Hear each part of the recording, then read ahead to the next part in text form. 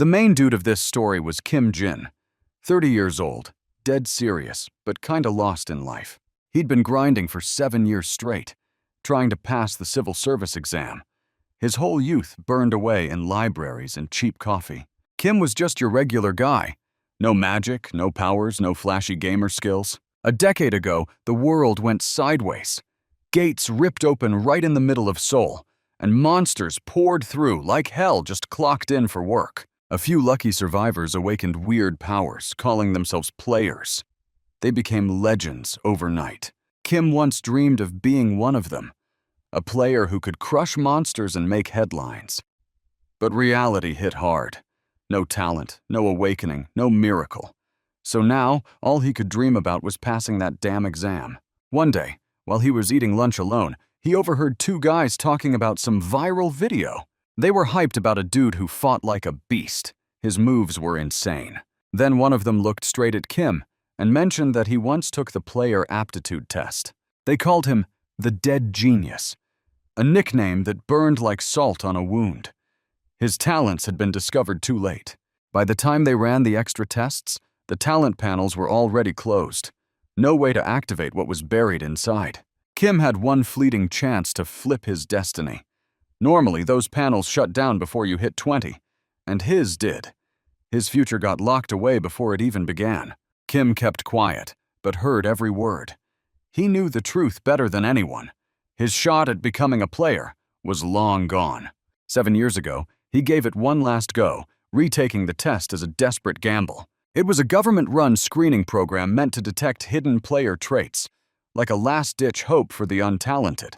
The test measured potential and revealed any active talents you had. But for Kim, the results were worse than nothing. Not only did he lack talent, his stats basically mocked him. Even the head of the Player Association's HR department came personally to hand him the results. That's how bad they were. Kim barely scraped through high school. He wasn't great at anything. Not smart enough, not strong enough, just painfully average. Life for talented players was a whole different universe.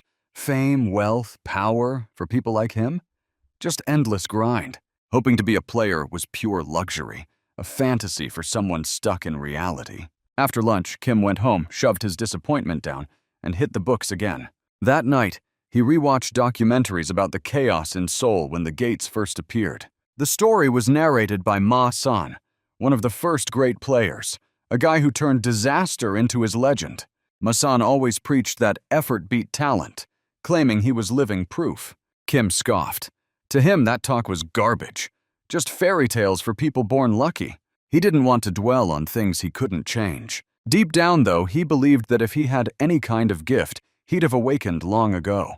The thought haunted him, that everything wrong in his life was his own fault. His mom had died from illness. His older sister had worked herself sick in a semiconductor factory and ended up with leukemia. Kim needed to succeed. Not for himself, but for them. Yet no matter how hard he tried, nothing ever worked out. He couldn't shake off the words from that conversation at lunch. He thought he'd given it his all, but maybe effort just wasn't enough. Kim doubted anything could change tomorrow, not even if he pushed himself harder. He felt like a ghost drifting through life, utterly alone.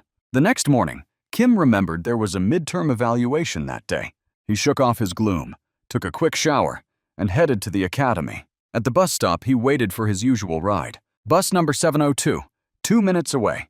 For some reason, a strange feeling crept up on him, like the air itself was off. As he stepped onto the bus, the whole day felt different, almost unreal. Maybe it was just his mood messing with him, he thought. Sitting down, he pulled out his notebook to review one last time. Yesterday, he'd stopped right on the chapter about the cataclysms. Flipping through his notes, he noticed something weird. For April, it was freezing cold outside. Then he heard passengers murmuring about a fog outside. Thick, heavy, and rolling and fast. A foul stench hit his nose, sharp and wrong. He grabbed his phone. An emergency alert flashed on the screen. The warning read, April 27, 2018. A dense, unidentified fog has descended upon Seoul. Kim froze in disbelief. The world around him twisted like a nightmare in reverse, and when the haze cleared, he realized he'd gone back 10 years in time. That exact day was the day the cataclysm began, the dawn of humanity's fall. The whole district was choking on that foul stench, wrapped in a heavy, eerie fog that seemed alive. Kim's blood ran cold. He remembered the history books. 145,000 people were about to die. But this time, he knew. He knew what was coming. He'd seen the future once, and fate had just given him a rewind. Then chaos erupted. From every alley, from every shadow, goblins crawled out, their shrieks tearing through the smog. Suddenly, right before him, a glowing vial appeared out of thin air, a potion filled with wild golden energy. The elixir of the brave Lion King, a relic that could boost strength by 6 full points, a god-tier starter item. Normally, a player only gained 2 stat points per level. This was straight up broken. The system's voice echoed in his head, declaring that the brave Lion King expected courage from him. Kim hesitated. Deals like that never came free. He knew the goblin wave was seconds away. If he stayed calm and didn't act stupid, he might actually survive. The Lion King's spirit began negotiating, an official contract request to a mid-rank administrator. Then, the air cracked, and a shadowed figure appeared before him, a watcher from beyond the system. The figure read the petition. The brave Lion King requested changes to the tutorial settings. Among the Celestial Guardians, that name carried weight, and not the good kind. The brave Lion King was infamous for forcing twisted ideals of courage and reckless passion on players. Kim knew the stories. This so-called lion was a sadistic maniac who enjoyed watching mortals suffer. Knowing his cruel nature, Kim realized what was coming. The bastard wanted to remove the safe zone. The administrator finally spoke. The contract had been approved. Kim clenched his fists. He wasn't about to accept a death sentence disguised as a lesson. The Lion King had no right to break the rules, especially when a human life was at stake. The mysterious observer seemed intrigued by his defiance. Kim pointed out that his first 10 seconds were stolen while he's trapped in the so-called safe zone. He demanded compensation. The system responded. The protection time of the safe zone was extended by 10 seconds. Talking with that entity had bought him just enough time to survive the first wave. From that moment, Kim decided, no more hesitation. His mission now was simple: survive at all costs. The tutorial wasn't a lesson. It was pure hell disguised as training, a full week of it. As the bus doors cracked open, Kim stepped out, his breath misting in the cold air. Food and water, that was his priority. There was a small grocery store nearby. That would be his first checkpoint. He figured other survivors must be around, but the fog made it almost impossible to see beyond a few feet. Despite the bodies scattered everywhere, Kim felt unnaturally calm. Maybe shock, maybe focus. Then he saw it. A little girl trapped under a crushed car, reaching toward him.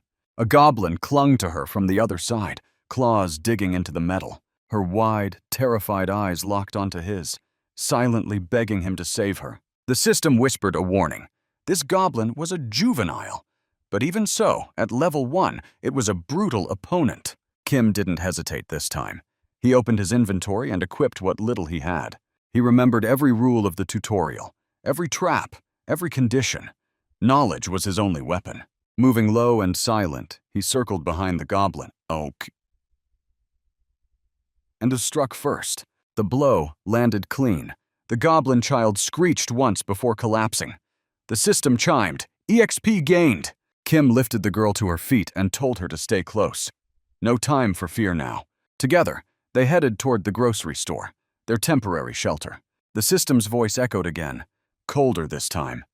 The second wave was coming. That's when Kim realized. The girl wasn't an ordinary survivor.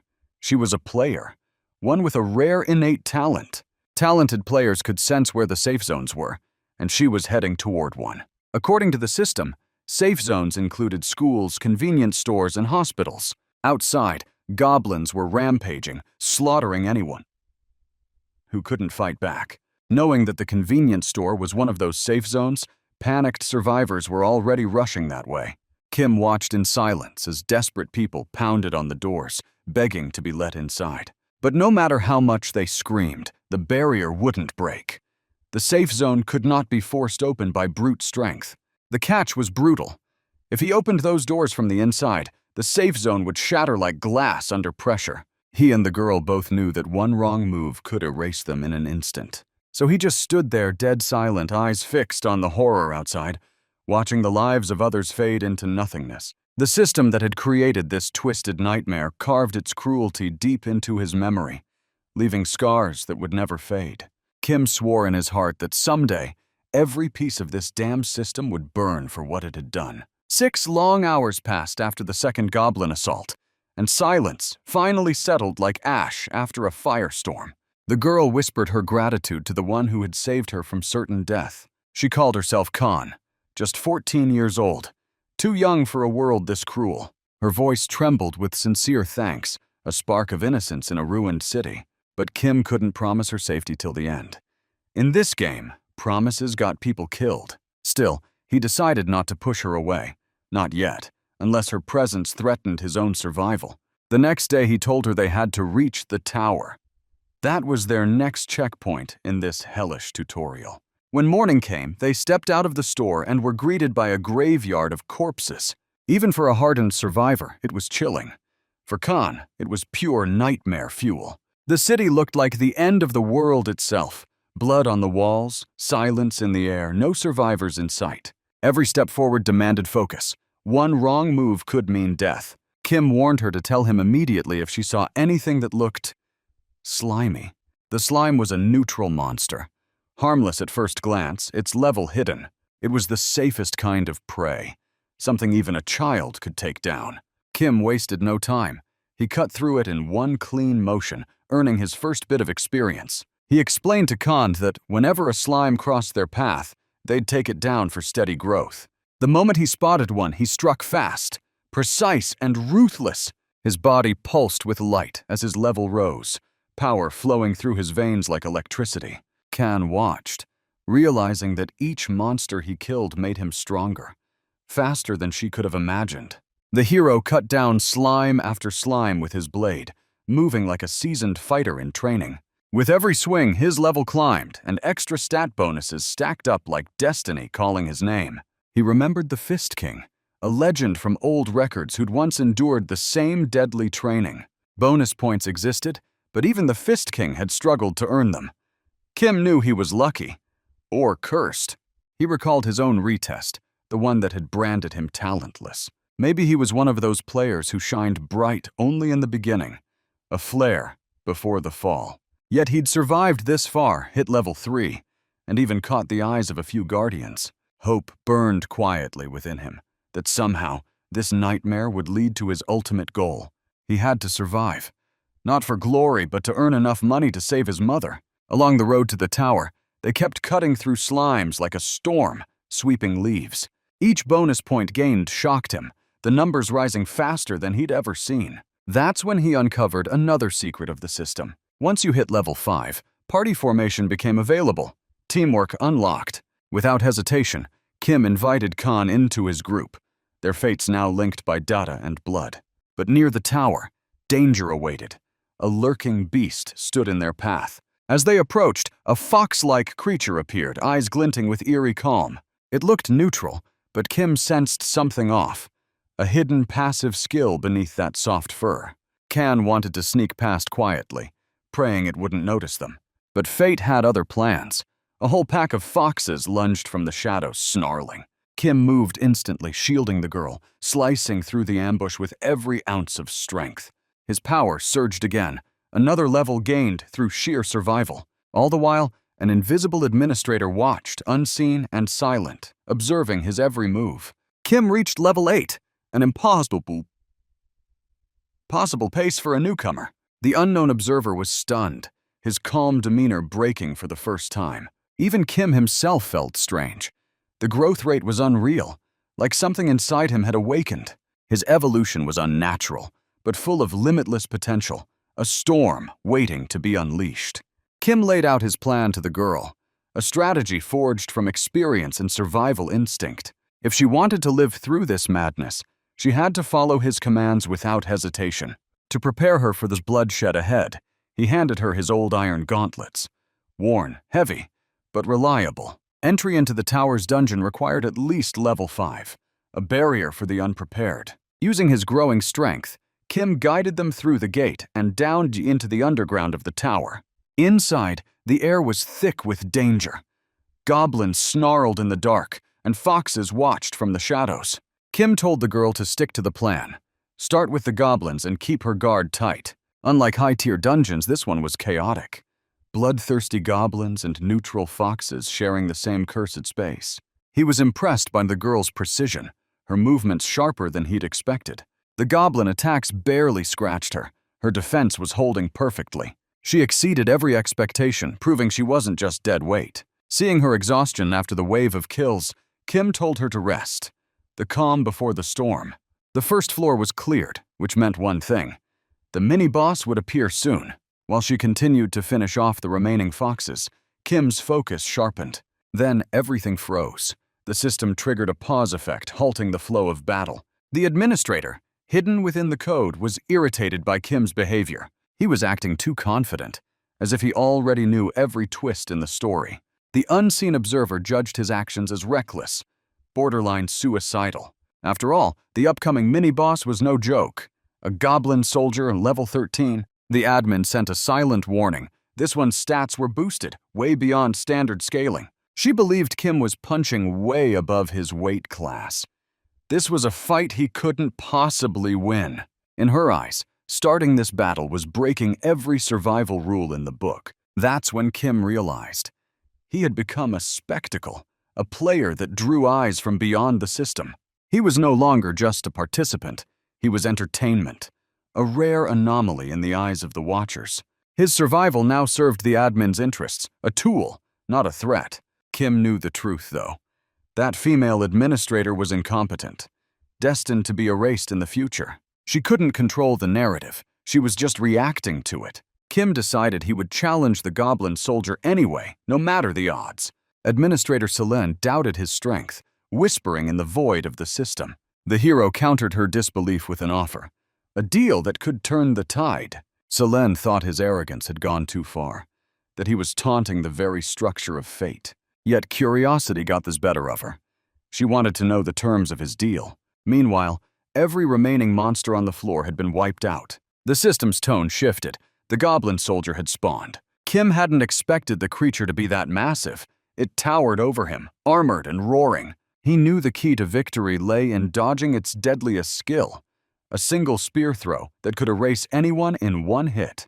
He and Khan took cover behind a broken ATM, the tension heavy in the air. Then the fight began, metal clashing, ground trembling under every strike. Kim declared through his resolve that everyone should watch closely as a level 8 player took down a boss.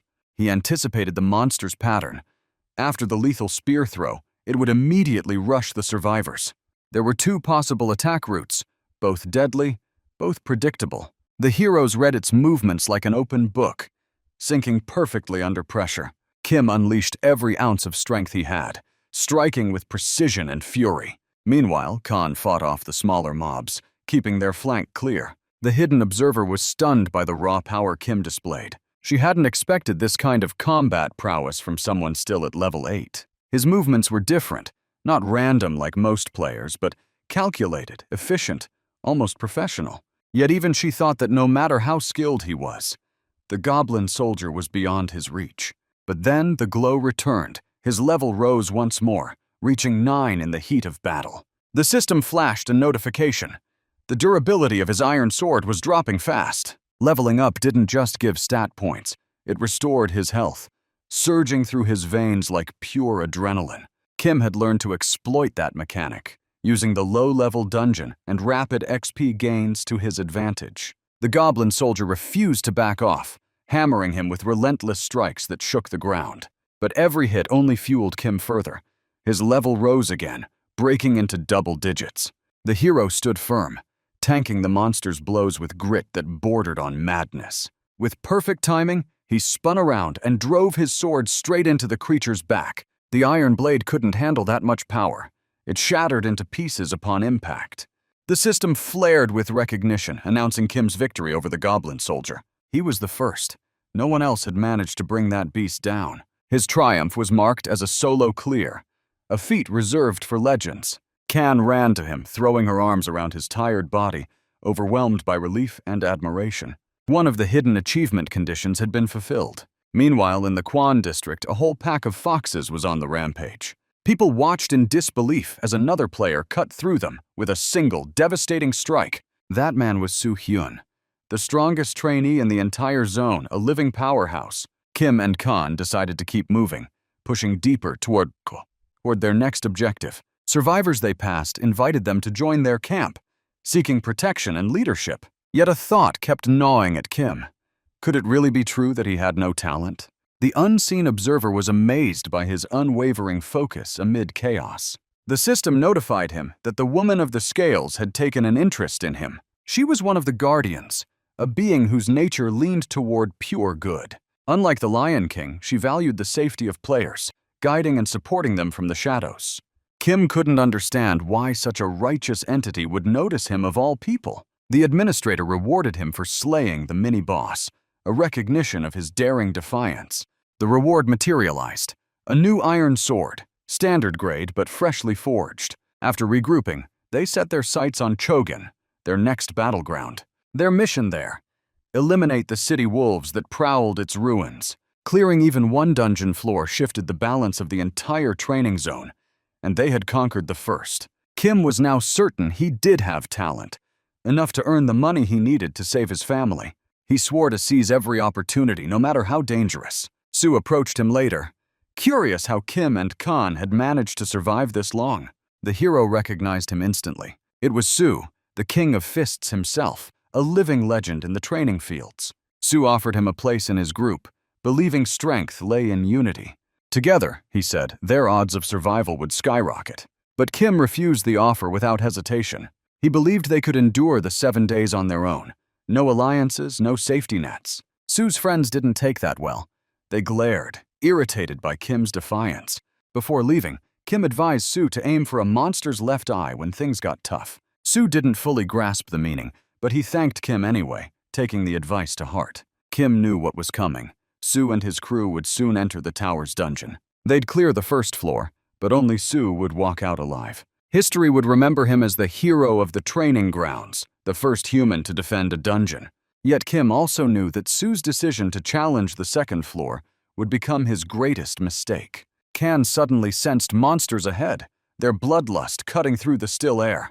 Without hesitation, the two launched themselves into the fight. Kim decided to seize the moment, grinding his level even higher. His power exploded past the limit. He became the first to reach level 11. The system crowned him with a new title, the Trailblazer. It was a sacred name, reserved for those who dared to carve paths where no one else had ever stood. After wrapping up the fight, they didn't waste time. The road ahead was still calling, and they kept moving forward through the ruined cityscape. The hospital ahead counted as a safe zone, one of the few remaining places untouched by chaos. The administrator's curiosity stirred. She wanted to know more about the title Kim had earned. But in this world, no one could see another player's title unless the player revealed it willingly. Kim refused to share that secret with Celine. Some things, even allies, didn't need to know. Meanwhile, the survivors gathered for an emergency meeting in what was left of a nearby plaza. Su Hyun stood before them, explaining that there was a dungeon not far from their location.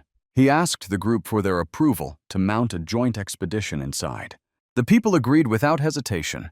Unity meant survival now. They believed that as long as they stayed together, they might just live through this nightmare. Plans for a full-scale raid began immediately. Everyone started preparing their weapons and supplies. During that time, Kim kept hunting down the city wolves without slowing down. Kan noticed how easily they dispatched them. Their progress was almost unreal. Now that Kim had reached level 12, his strikes were faster, sharper, deadlier. When he spotted the last wolf, he cut it down before it could even blink. The system pinged. All hidden figure conditions had been met. That could mean only one thing. The Wolf King was about to appear. Kim hadn't expected the boss to spawn here. Not this soon. Not in this zone. He ordered Khan to take cover behind a car, his tone calm but urgent. He'd known hidden bosses existed in the tutorial, but he never imagined he'd actually face one. The power gap between them was massive, almost impossible to bridge, and by now, it was too late to run. The beast was already approaching, step by thunderous step. Kim quickly downed a strength elixir, forcing his shaking hands to steady. His muscles surged with power. 6 points added in an instant. The Wolf King lunged with terrifying speed, crashing into him like a freight train. Kim realized that killing such a monster head-on was out of the question. At his current level, his best option wasn't to fight, it was to survive. The only tool he had left was the blade-sharpening oil he'd been saving for emergencies. As the wolf pounced again, Kim spilled the oil right beneath its claws, turning the ground slick. The elixir's strength still burned in his veins, giving him one more shot. Using both agility and wits, he pivoted, shoving the beast into a nearby water channel. But the monster clawed its way back out, shaking off the splash like it was nothing. Kan gasped. The Wolf King's form had started to shrink. Water had always weakened their kind, stripping their power until they resembled ordinary wolves. The girl was stunned by the turn of the battle. This wasn't luck, it was pure instinct and brains. Kim closed the distance, his sword gleaming with the last of his strength. With one decisive strike, he brought the beast down. The system chimed again, level 13 unlocked. Defeating the hidden boss earned him a new title, Elite Hunter. The brave Lion King laughed somewhere beyond the screen, mocking Kim's dirty tactics. The administrator confirmed the data. Kim's current level had reached 50. She took the time to explain the concept of the item shop. Inside it, players could trade their hard-earned coins for powerful gear and rare supplies. The title Elite Hunter was special, available only in the tutorial zone, usable even against living beings. Kim and Kan advanced toward the second floor of the dungeon. Kim knew what awaited them, a creature far stronger than any goblin soldier. It was the same monster Soo-hyun was battling inside the dungeon. Kim understood that one more strike would decide everything. Soo, on the other side, was shocked that his powerful blow had done nothing. The monster hadn't even flinched.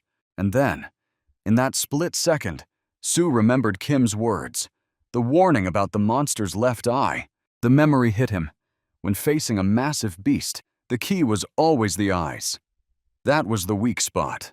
But before he could strike, the monster lunged first, moving with brutal, unnatural speed. Just then, the doors burst open. Kim and Kan stormed into the room like a surge of hope in a losing battle. Kim's gaze swept the area. The ground was covered with the wounded. They were barely clinging to life, but they were still breathing. Without hesitation, he pulled out a vial of weak healing potion from his inventory. One of the injured men tried to warn them, his voice trembling, that staying meant death, that the monster would kill them all. Kim handed the potion to Kan, instructing her to divide it among the wounded, even if it wasn't much. He ordered everyone to stay down, not to move. This fight was his elo. Then, tightening his grip on his sword, Kim stepped forward, ready to face the monster head-on. No one in that room knew the second-floor boss better than Kim did. These creatures were known for insane endurance and a pain threshold that bordered on immortality. The magical troll possessed both boss-level resistance and absurd durability against physical strikes. The only way to bring it down was through relentless, non-stop assault. No hesitation, no breaks. The beast roared, charging at Kim with enough force to shake the walls. Kan's eyes widened. She couldn't even read the monster's level. This was something completely beyond the usual enemies they had fought. The system's rule was clear. If a level didn't display, it meant the opponent was far beyond your reach. 10 levels apart. That was the gap between Kim and the creature. Beating it through brute force was impossible. Pure suicide. But since running wasn't an option, there was only one path left. Fight smart or die trying. Kim coated his blade with sharpening oil, prepping it for both precision and power. The wolf-like troll launched its first attack, a lightning-fast leap straight toward his throat. Kim countered by gulping down another elixir, his body igniting with new strength. Power surged through his veins like fire, his movements sharper, faster, heavier. He knew the only real strategy. Knock the creature into the water and let nature finish what he couldn't. Kan gasped as the beast began to shrink, its aura dimming. Water was their natural weakness. It stripped their resilience, drained their power until they were fragile. Curious and awestruck, Kan wondered where Kim had learned such unorthodox combat instincts. But Kim had never trained in real martial arts. He'd only studied enough to pass exams. His fighting style was pure adaptation, pure survival. He waded into the water, raising his sword high, channeling every ounce of strength left in his body. Driving the blade deep into the monster's chest, he ended the fight with a single, decisive strike. The creature sank, lifeless, and Kim exhaled. The battle had ended faster than he'd expected. The monster had been so powerful that its defeat instantly boosted his level. The system rewarded him with the title Elite Hunter once again. Somewhere beyond the screen, an unseen observer watched in awe, impressed by his strategy, and decided to sponsor him. Looking up, Kim saw Celine appear before him again, her expression unreadable. Seeing his level jump, she decided to explain the mechanics of the item shop. Inside that digital space, players could trade coins for anything: potions, weapons, or rare relics. Since Kim was still in the tutorial zone, the shop's inventory was limited to beginner-level items. He figured that with his current funds, he could stock up on plenty of healing and buff potions. Celine then asked it about his real name, curious to learn who this fearless player actually was. Kim had no interest in answering. That part of him stayed locked away. Instead, he turned his attention to the shop's interface, planning to test its options himself. He decided to maintain his mystery. Anonymity was a weapon of its own. The Elite Hunter title was unique, granted only within the tutorial and applicable even to living targets. Kim warned Khan that their next step was to head deeper. The second floor of the tower dungeon awaited. It was the same training dungeon where the goblin soldier had fallen, but this time, the danger would be far greater. Meanwhile, Soo Hyun was locked in his own desperate struggle against an unknown creature. He understood clearly. If he went down, it would all end right there. Gathering the last of his strength, he launched another strike, but his attack failed to even scratch the enemy. Soo couldn't believe it. After all those hits, the goblin hadn't taken a single point of damage. The guy knew one thing for sure. If he didn't act fast, he was toast.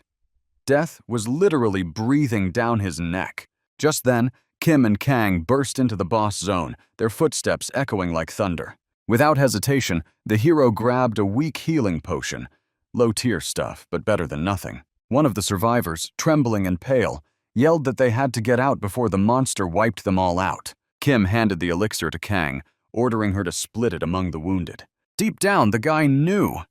No one in this place understood the tower's second-floor boss better than he did. That monster was legendary for its insane endurance and freakish vitality. Kim's reflexes were razor-sharp. All those points he'd dumped into agility finally paid off. He could see the attack patterns and dodge like a ghost. The fatigue clawing at him could be cleansed by a potion he'd picked up from the shop earlier. He believed that if he played it smart, stayed cautious, and kept his head cool, he could take this thing down. So he decided it was going to be a battle of stamina.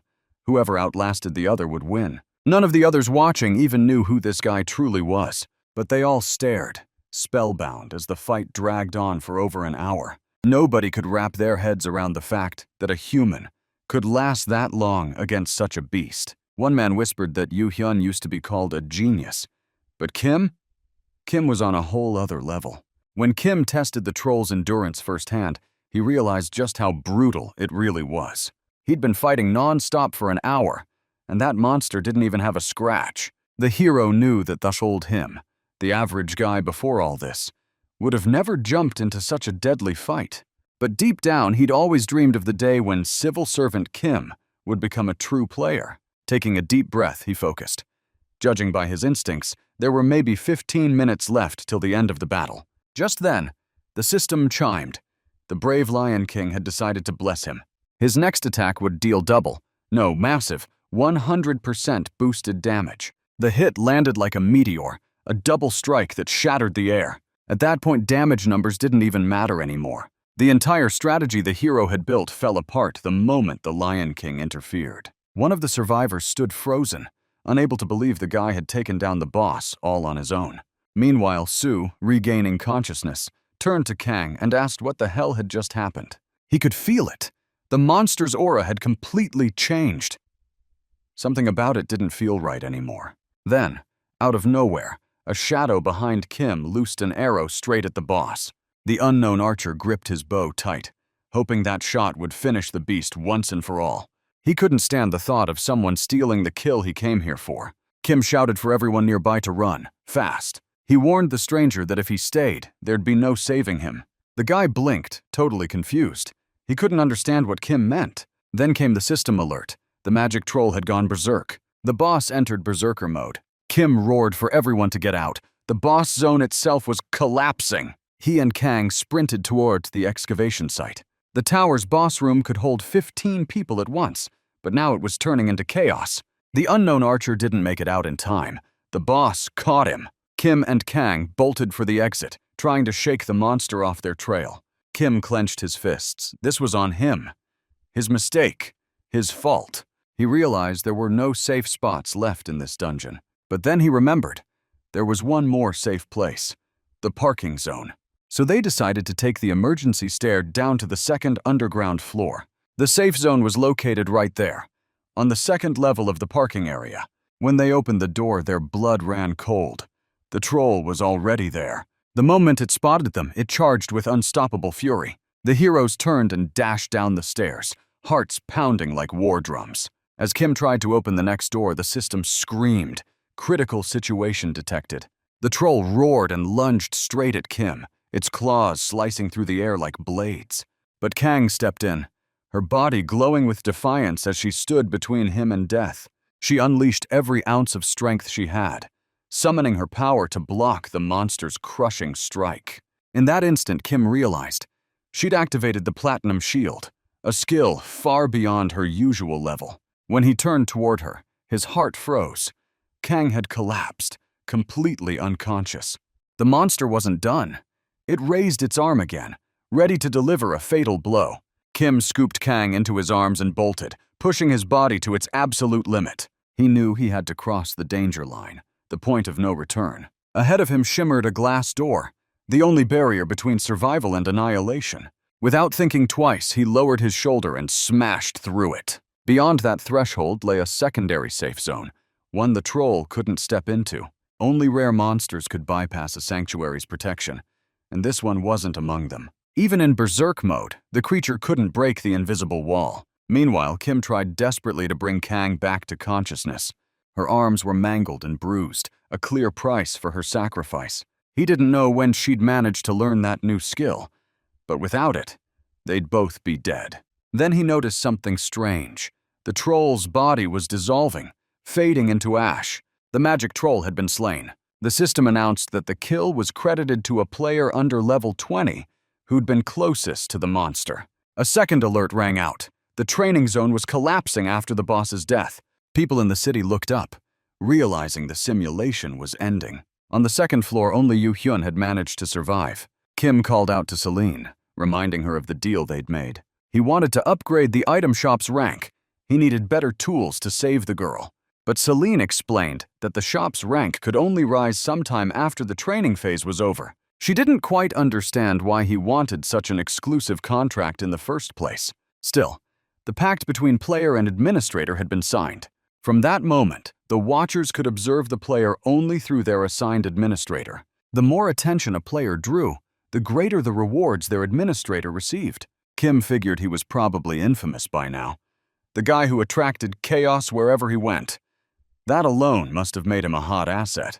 Purchasing an elixir, he gently poured it into Kang's mouth. He knew that without her, he would have been dead long ago. He owed her everything, his survival, his second chance. So he vowed to do whatever it took to bring her back. His efforts paid off. Her eyes fluttered open. Relief washed over him. A rare, genuine smile breaking across his face. Kang, still weak, couldn't understand why he'd saved her after saying he'd abandon her if she became a burden. Kim admitted that he just couldn't walk away and leave her behind. Tears welled up in Kang's eyes at those words, emotions breaking through her warrior's shell.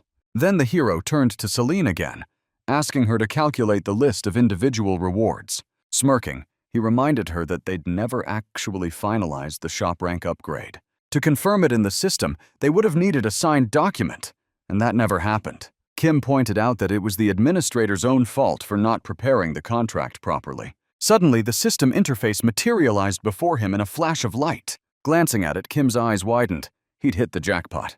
The 7-day training had officially ended. The surviving players were rewarded according to their performance. Kim knew there was no way anyone could replicate his result without mastering the exact battle strategy. Because of his interference, the entire training sequence had shifted, and he hoped his reward would reflect that. When he opened his status window, he noticed 3 bonus stat points waiting for him. Celine announced that the top-tier hunter had leveled up his rank, a true upgrade worthy of attention. Even the title of Excellent Hunter was already a flex, but the bonus damage it added made his attack speed absolutely wild. He'd managed to complete conditions so brutal that most wouldn't even dare attempt them. No one had ever thought such an incredible title could even be earned in that zone. Yet even that glory couldn't compare to the final reward waiting for him. Kim had survived a deadly situation by trusting his sixth sense and fulfilled the conditions for fusion. Hardly any records existed about this technique, and the few that did were vague, almost useless. It was a rare enhancement method, barely known even among elite players. The fusion of the sixth sense, which he had gained from the troll, was now unlocked. He also had access to the Eye of the Cold-Blooded Observer, a rare relic from the beta test era.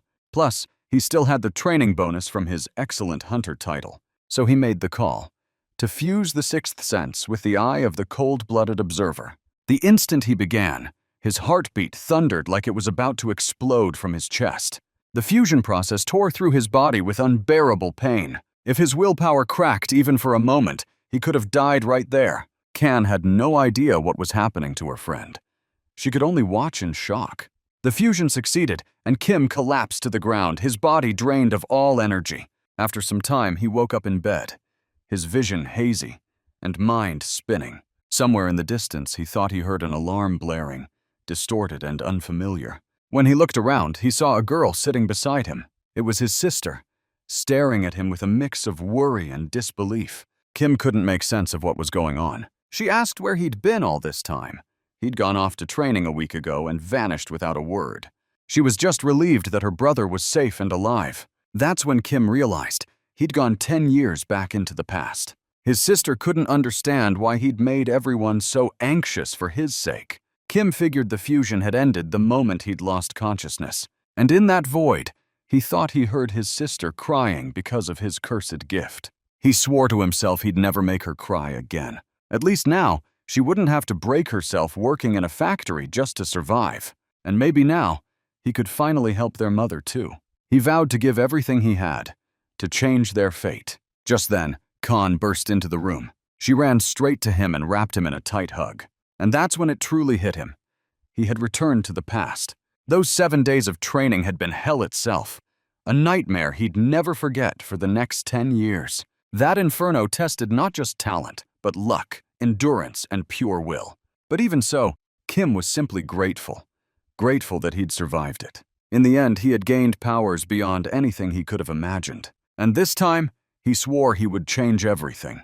A month passed since the great catastrophe that struck in Chiano. Out of 150,000 victims, only 5,000 had survived. That was when the strange phenomenon called the training appeared in Seoul. Countless people were left broken, haunted by the loss of their loved ones. On the anniversary of that tragic event, a news studio invited a special guest, Soo, the man who had endured the training, guiding and saving others even in the depths of hell. Rumor had it that he'd fought monsters barehanded. The host even mentioned that he'd been awarded a title reserved only for those who'd survived the training. But when the young man humbly said that the true heroes were the people beside him, the room fell silent. The journalist smiled, believing he was just too modest to call himself a champion. Soo began recounting the story of a boy and a girl who had once been trapped underground during the training. He admitted that the male player had been far stronger than him, someone way out of his league. Deep down, Soo knew that without that guy's help, he wouldn't have made it out alive. Ever since then, he'd wanted nothing more than to repay that debt, to thank the one who saved his life. On July 7th, a small gate materialized near the second entrance of Seoul Station. People started panicking, convinced that monsters were about to pour out again. The gate could only be entered by 7 players, no more, no less. So Kim and Khan were the first to step forward, determined to face whatever was waiting inside. Kim already knew from the future that players would later come here to grind levels in the Coma timeline. If you knew the proper strategy for clearing it, this dungeon was actually way easier than the tower. Celine mentioned that the manual specifically stated the dungeon required a minimum of 7 people to enter safely. Going in with just 2 players was practically suicide. The system administrator warned them to retreat and come back only as a full group. But Kim refused. He wanted to show what he was truly capable of. The world had already changed. Weak monsters like slimes were now crawling around even outside of dungeons. People were terrified and started considering fleeing the city altogether. Su, too, made his choice. He would take on the training again. The mid-rank administrator, Neptune, had personally offered him that challenge. When Neptune heard that 2 people had already entered the gate, he told Su to find 4 more and join them. Inside the dungeon, Kim warned Khan to watch her step. Traps could be anywhere. The underground labyrinth beneath Seoul Station felt like a cold, damp cave straight out of a nightmare. Suddenly, Kim's eye of perception activated on its own, heightening his senses. By then, Khan had already reached level 5. Her aura pulsed with newfound confidence. Without warning, the path split in front of them. They had reached the fabled crossroad of 7 routes. Each of those 7 paths led to a separate cavern, each hiding a unique treasure. That's why the dungeon recommended a party of at least 7 adventurers. When a player stepped onto each magic circle, a trial for 7 players above level 10 was triggered. No matter which path was chosen, the chance of dying inside was sky high. Kim told Khan to stay behind and record everything for later study. He quickly realized that the first route was the path of Nepharis, and the moment he stepped near, it activated. With no hesitation, Kim decided to begin the dungeon challenge right then and there. The Seoul Station dungeon was built around the 7 branching paths of fate. Every single path had to be cleared before the dungeon itself could be completed. Each route offered its own type of reward: strength, skill, or rare loot. Kim knew that by tackling the first path with only Khan, they were essentially taking on a challenge meant for 7 full players. The strategy for this dungeon was well documented since it was one of the earliest ones to ever open. After finishing the first, Kim advanced toward the second path, his steps echoing in the darkness. He understood how to use the activation system. Each path's start point set the difficulty level, and here, all 7 paths were locked at a challenge rating for 7 players. Still, the young man pressed forward and managed to activate the third path with ease. The rules didn't require clearing all the paths simultaneously, which played perfectly to his advantage. Meanwhile, outside Seoul Station, officials were assessing the strange phenomenon. Residents were urged to evacuate immediately, fearing another outbreak. A boy standing in the crowd realized that the dungeon gate lay hidden right beneath their feet. Another young man rose above the crowd, his voice booming as he protested the chaos. Police tried to restrain him, but he was far too powerful. Su recognized him instantly. It was the mid-rank administrator, Chris. The officers fired at Chris in desperation, but their bullets shattered harmlessly mid-air. The administrator was surrounded by a protective barrier, a shimmering shield that marked him as someone far beyond human. With a single fiery strike, Chris unleashed hell upon the police, flames bursting through the air as officers were thrown back like rag dolls. To him, humans were nothing more than noisy insects, always buzzing, always in the way. Drunk on his own power, Chris decided it was time to turn this chaos into a game, one where players were his pawn. As he turned his head, his gaze locked onto a boy standing in the crowd, someone who didn't flinch, even in the face of his fury. Another player appeared beside him, a man named So, his presence calm but dangerous. Kim recognized him immediately, the same fighter he'd seen during the Goblin raid. Back then, while others ran in terror, So had reveled in the slaughter, dancing through the blood-soaked battlefield with a smile that sent chills down spines. Now, So and his group had decided to tackle the Seoul Station dungeon as well. To him, this dungeon wasn't a threat, it was an opportunity, a golden door to power that others couldn't even dream of. He believed missing this chance would be an unforgivable mistake. So made up his mind to invite Kim into their party, knowing his strength could turn the tide. Meanwhile, deep inside the dungeon, Kim was already locked in combat with a massive black bull on the first path. Determined to clear it quickly, he focused all his energy into a decisive strike. The beast roared once before collapsing. Kim had slain the black yak effortlessly. The system chimed, rewarding him with a surge of experience points.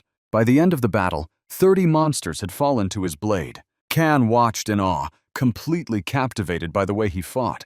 Every movement sharp, deliberate, lethal. She had fought alongside other players before, but never had she witnessed technique like his. Kim told her to keep practicing, that one day, if she stayed relentless, she'd reach the same level. To him, Training wasn't about comfort. It was about pushing until there was nothing left to give, like you were fighting the world itself. Kan didn't fully understand his words, but in her heart she knew they carried truth. When she lifted her head, her eyes caught a faint glimmer, a ring, hovering just above a pedestal. Kim had been expecting it. His instincts told him this was their reward. With that, they completed the first path, a flawless victory. Without resting, the two headed straight toward the second route. At the same time, another group of players approached the dungeon entrance. They were discussing how different this dungeon felt compared to the tower. Darker, heavier, more alive. Sue remembered the last dungeon too well. 10 players had died there, and even he hadn't been strong enough to defeat the monster. The memory still burned in his mind, a scar carved by failure. This time, they vowed to move forward, to clear everything in their path without hesitation. As they advanced, multiple tunnels stretched before them, like veins branching into the earth. So took the lead, suggesting they check the nearest path first. Meanwhile, Kim and Kan discovered a pendant deep within the second tunnel. The system identified it as the Pendant of Dugo, a rare and valuable relic. Together, they continued toward the third path, determination burning brighter than ever. Yet Kan couldn't shake the feeling that she was too slow, too weak. While she struggled with one monster, Kim had already cut down several. Watching him, she realized he was strong enough to face everything alone. A pang of guilt struck her. She thought she was only slowing him down. But Kim disagreed, his eyes firm with unspoken conviction. And so side by side, they pressed onward to the third path. There, new monsters emerged from the darkness, their growls echoing through the cavern. Suddenly, something struck Kan in the head, a sharp, solid object. Looking down, she saw it was a horn, still warm and dripping with energy. Kim told her to take on the bulls herself. It was her fight to win. With a deep breath, Kan stepped forward, raising her shield as the bulls charged. Kim called out that the creature couldn't truly harm her, not if she believed in her defense. Hearing that, she activated her provocation skill, drawing the monster's attention. The moment they struck, she countered perfectly, sending the bulls staggering backward. The purple beck howled one final time before both its horns shattered, and with that, it crumbled into dust, defeated. The system chimed in, announcing the appearance of the Duranshi bracelet. Another rare drop, flashing into existence like a prize, meant only for the bold. Their mission wasn't about wiping out every monster in sight. It was all about collecting the right loot that held real value in this deadly dungeon. After all, other players could still make their way inside at any moment, and competition here was ruthless. If they hesitated, they'd fall behind and lose precious time catching up. That's exactly what the guys were focused on, keeping their pace sharp and their goals even sharper. Sue couldn't shake the thought that nothing worthwhile had dropped for them yet. No rare items, no jackpot moments. It was bizarre. Even after taking down those massive bulls, their reward counter stayed empty, like the system itself was mocking them. So, without wasting time, they decided to move toward the Dugo path. As soon as they crossed onto the second path, they stumbled upon corpses of slain bulls, all missing their horns. So figured someone had beaten them to it, clearing the way and snagging the rewards. But that made no sense. They were supposed to be the only group entering after Chris had cleaned the route earlier. That realization didn't sit well with him at all. Something about it felt off, maybe even dangerous. He suggested they quickly deal with the remaining bulls and switch to a different path before things got messier. So, and the others silently agreed, each lost in their own uneasy thoughts about what might be waiting ahead. Meanwhile, Kim and Kan had already reached the sixth junction, the so-called Path of Victory. There, another burst of experience points hit them like a surge of raw energy. The system then announced the acquisition of Victoria's Shield, a legendary defense item radiating with divine light. Kim hoped to hand that key item over to his partner. It felt like something meant for her. Their collection was shaping up nicely. Athena's pendant, Zenith's staff, and now Victoria's shield.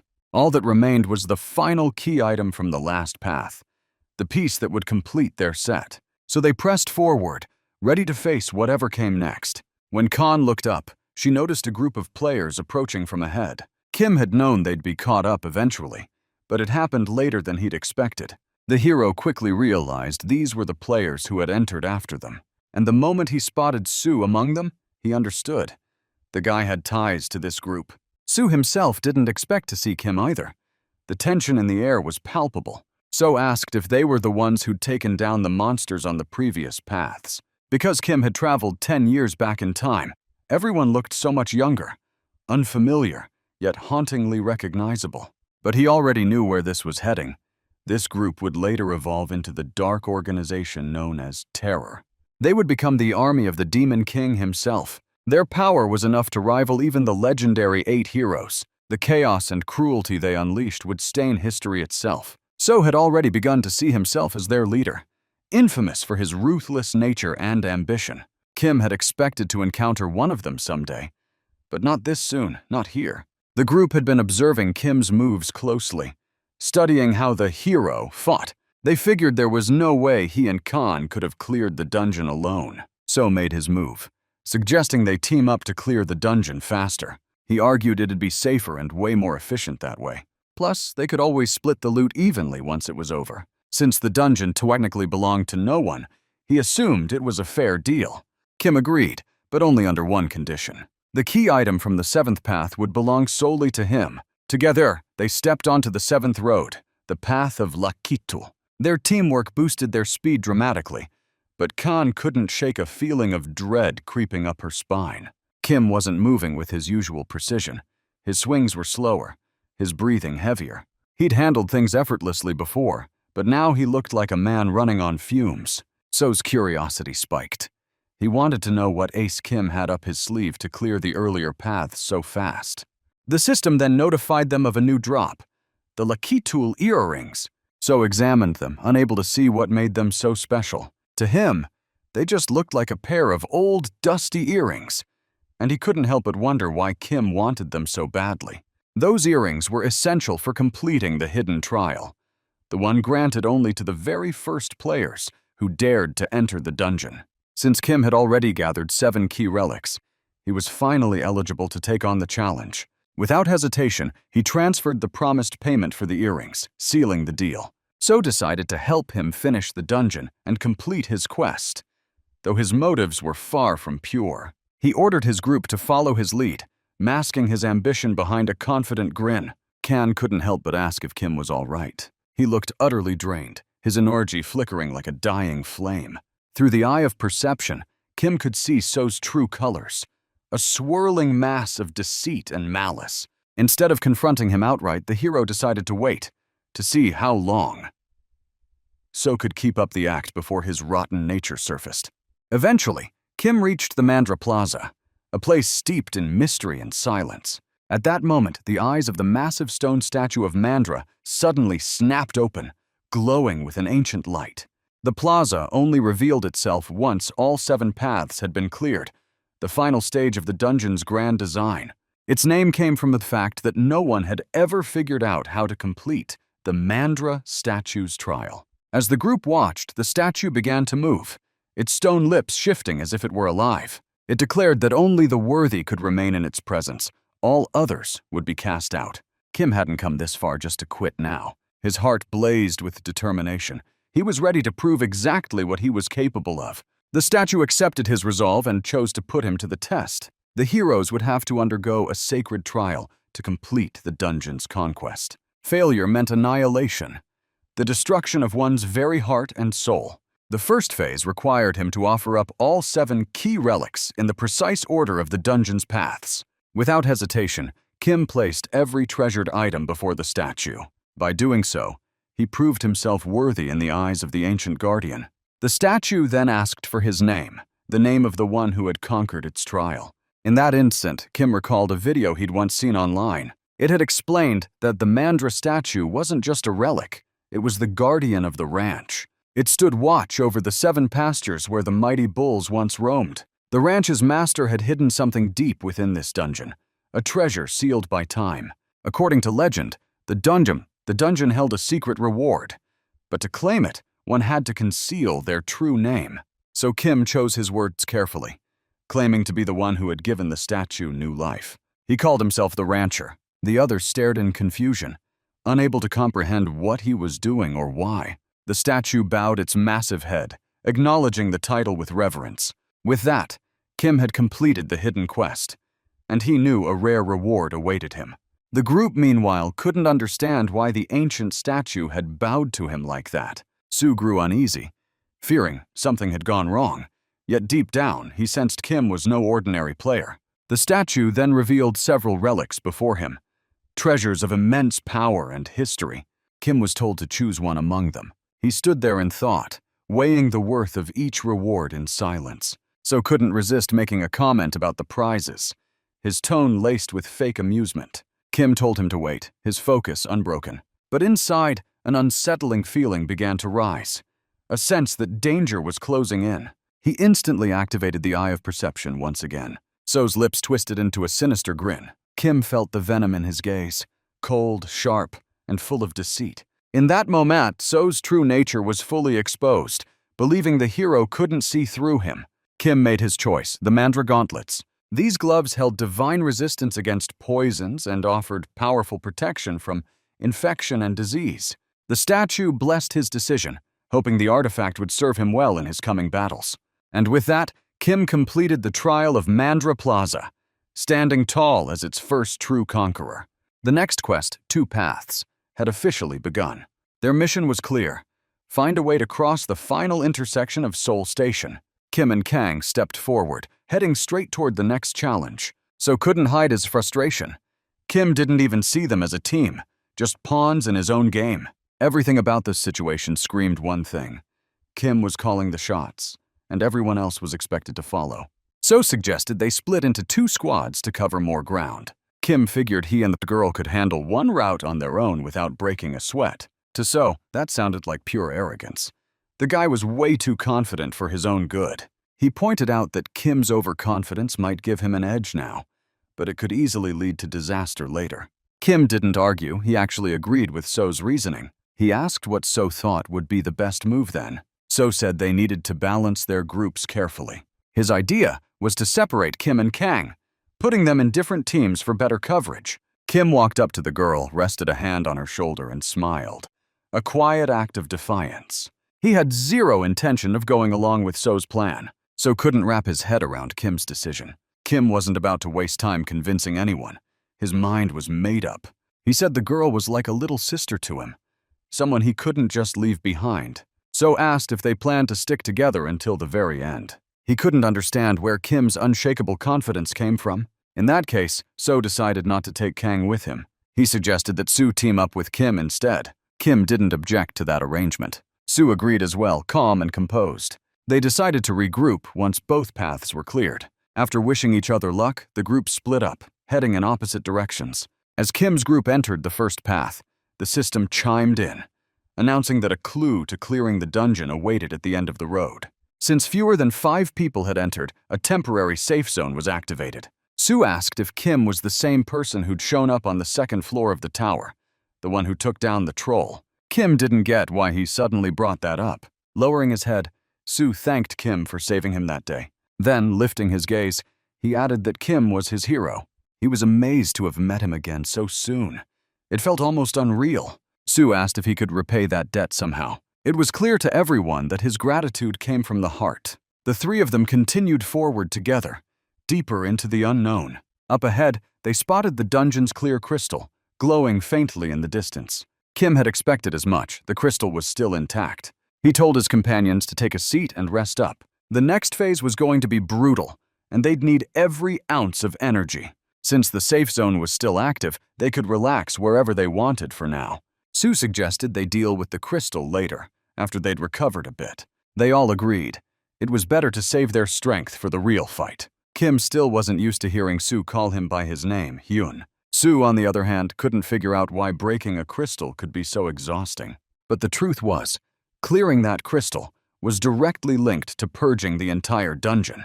Since this was the final battle, a trap waiting ahead wasn't just possible, it was almost guaranteed. Several potential problems loomed on the horizon. Then came the system alert. New players had entered the area. With more than 5 participants now inside, the safe zone's barrier began to fade away. Kim calmly announced that it was time to fight those guys head-on. So grinned and asked why they still hadn't cleared that path yet. He'd expected Kim to crush it way faster, given how damn confident the guy always acted. Kim stood his ground, waiting for So. He knew this moment was coming. He could tell the guy was getting comfortable, settling in for a fight. Then, without warning, So lunged at him, exploding with killing intent. In his mind, Kim could have at least shown a shred of humility, especially if he already knew he'd die by So's hand. But Kim didn't share that belief at all. So's attacks came relentless, every strike faster than the last. Yet, he couldn't figure out where Kim's unshakable confidence had gone. The guy wasn't countering, only blocking, dodging, reading the flow of battle like a ghost. Kim's defense was airtight, but So wanted blood. The other players decided to jump in, drawn by the chaos. They shouted that they'd spare Su's life if he just handed over the girl. So was getting bored. Kim wasn't attacking, just dancing around every blow. Against monsters, they'd been evenly matched, but in a duel between players, Kim looked weak to him. He saw no killer instinct, no fire, just calm precision. Kim, however, knew exactly what was going on. His opponent still hadn't mastered the art of the shadow strike. So mocked him, saying to keep showing off, since that'd only make it easier to finish him. Kim asked if So still planned to kill them, even if he didn't betray Kang. So admitted that before, he might have let Kim walk away. But now, he'd decided to end him and take the girl for himself. That's when Kim finally struck back. One clean, decisive hit that broke the silence.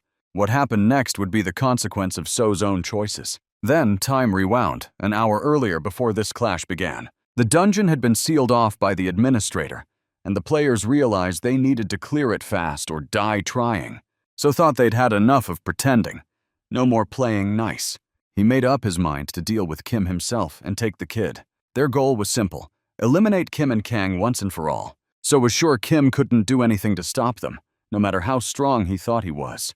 They also figured Su's stats weren't any better than theirs. So ordered his crew to keep Su busy while he personally handled the so-called hero. During the first exchange, So realized something. Kim's fighting style had changed. His stats had skyrocketed. Every move carried lethal precision. Meanwhile, the others turned their attention to Su, ready to take him down. But Kang jumped in, intercepting the attack just in time. Her defense held strong. She blocked the strike clean. Su shot her a quick, grateful look, silently acknowledging the save. Then he unleashed his skill, Mighty Fist, his aura flaring with raw power. Kim, locked in his own fight, could sense every motion, every attack vector around him. The enemies couldn't believe how he dodged an arrow shot from his blind spot. It came from Go, their sniper, and the backbone of every ambush they'd planned. For a brief moment, Kim realized the archer might be an even bigger threat than So himself. That's when Su appeared behind Go, silent as a shadow. Go froze, panic flashing across his face. This wasn't how the script was supposed to go. He yelled for Su to stay back, but it was already too late. Su took him down effortlessly, ending the fight before it even began. So felt a wave of frustration. He needed to win, but the battle was slipping away.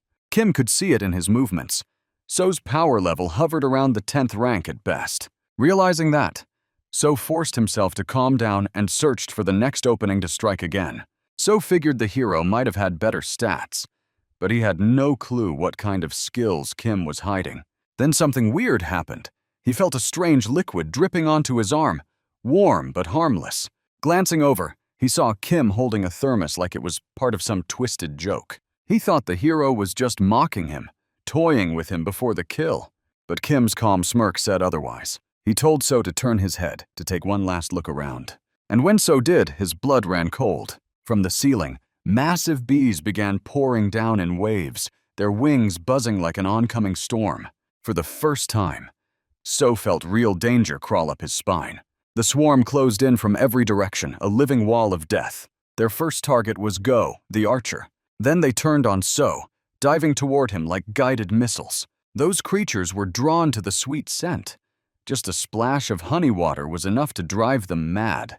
This was the infamous two-path raid event, the bee swarm assault. Despite the cute name, these things were nightmares in motion. They attacked in herds, thousands strong, relentless, and furious. Without a fire user in the party, facing them was suicide. There was only one strategy to survive: drop to the ground instantly, because bees couldn't detect targets below a certain height. Even one sting from their venomous tails could make a grown man scream. Within moments, the swarm overwhelmed So, pinning him to the floor, tearing through his defenses. Kim watched coldly, knowing this was the price for trying to crush others. If you take lives, be ready to lose your own. To him, So's end was nothing but the consequence of his own greed. Then the system chimed, detecting the death of a player. A unique ability was forcibly unlocked. Kim recognized it immediately. It was one he'd heard of before. This ability activated only when countering attacks. Granting power meant for fighting other players. In his original timeline, the skill wasn't exactly rare, but here it was hidden, unknown to most. Su approached, his face calm but firm. He said Kim wasn't in the wrong. None of those guys deserved mercy. They'd forfeited their lives the moment they turned on the group. Kim realized Su and Kang thought he was blaming himself for what happened, but he didn't feel guilt, only clarity. He couldn't let people who'd tried to kill them walk free. That would have only led to their own deaths later. So he didn't regret his choice, not for a second. Better to be a killer than the one who gets killed. The system notified him. His trust and respect stats had risen. His emotions ran high, but shock never came. Instead, he felt strangely calm, like he'd accepted the darkness within. It hit him then. He was changing, becoming someone else entirely. Kim walked toward the dungeon's crystal. The dungeon was almost cleared. Only 2 crystals stood between them and victory. Then the system's tone shifted. The Soul Station crystal wasn't pleased with their intrusion.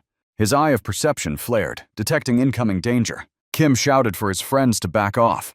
He'd handle this one alone. He'd already prepared for this. Special countermeasures against the crystal's venomous gaze. That's why he'd chosen the Mandara gloves as his reward. They boosted poison resistance, even if only slightly.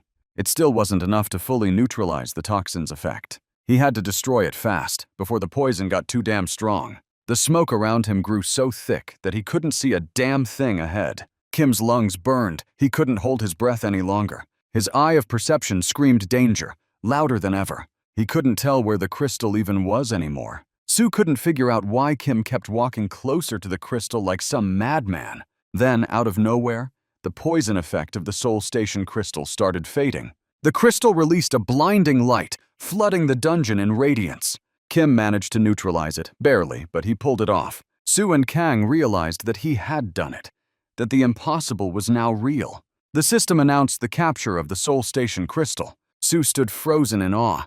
He hadn't seen anything through the smoke, but he could feel Kim's power. Kim explained that the bee venom had actually helped counter the crystal's poison. Su asked where the hell he'd learned something like that. Kim knew it came from the research and strategy of the great scientist Jackson. His friends were stunned by how much knowledge he carried. Having cleared the first crystal, they were pumped to finish the second one even faster. Meanwhile, Celine had been watching everything from above. Kim hadn't just used the bees to get rid of So.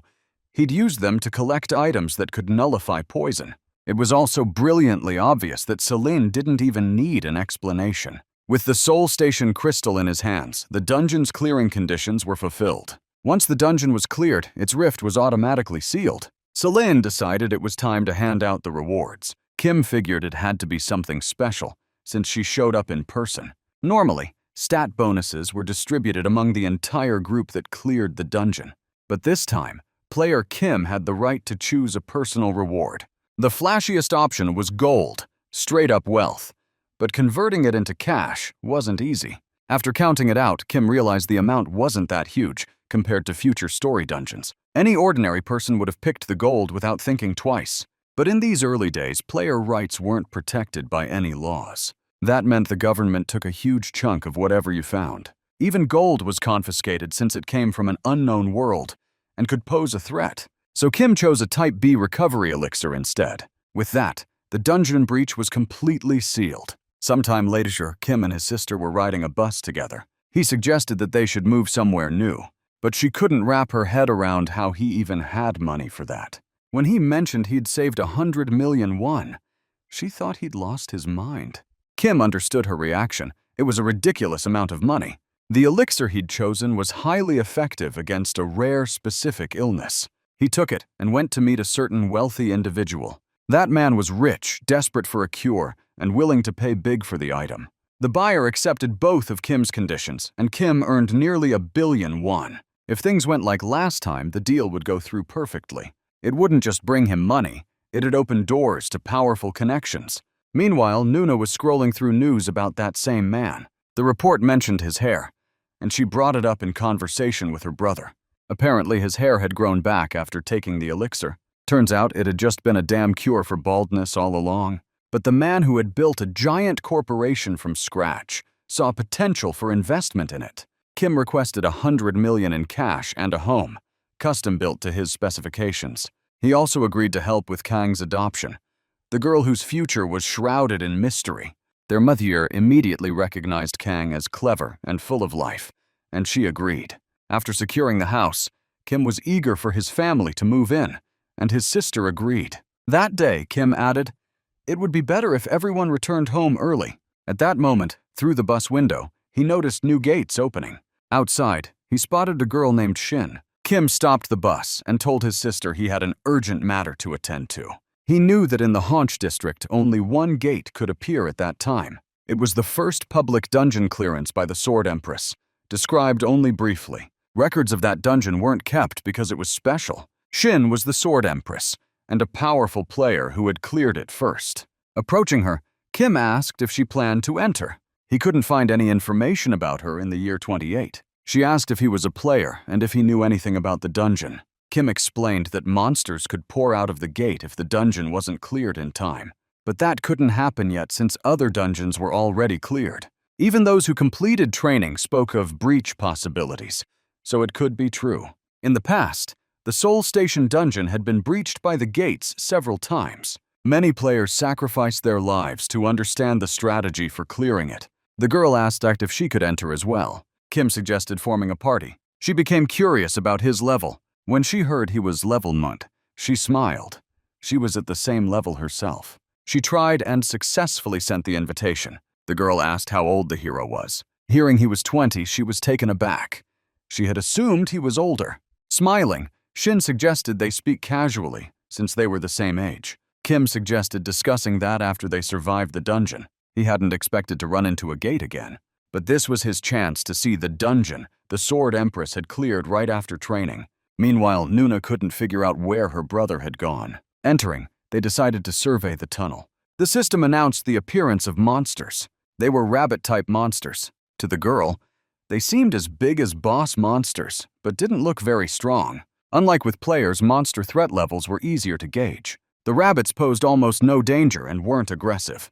They ran at any sign of threat, so it was best to kill them in one strike. Shin was delighted, since she had exactly the right skill for this. That's when Kim realized the girl was indeed the Sword Empress.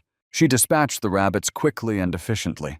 Kim didn't expect her to master her unique ability so fast. The atmosphere shifted instantly once the battle began. Shin immediately resembled the battle fanatic she would become 10 years later. Kim didn't anticipate finding rabbits behind those gates. They were tough to kill due to their speed, but their offense and defense were weak. Still, Kim could obtain the needed item if luck was on his side.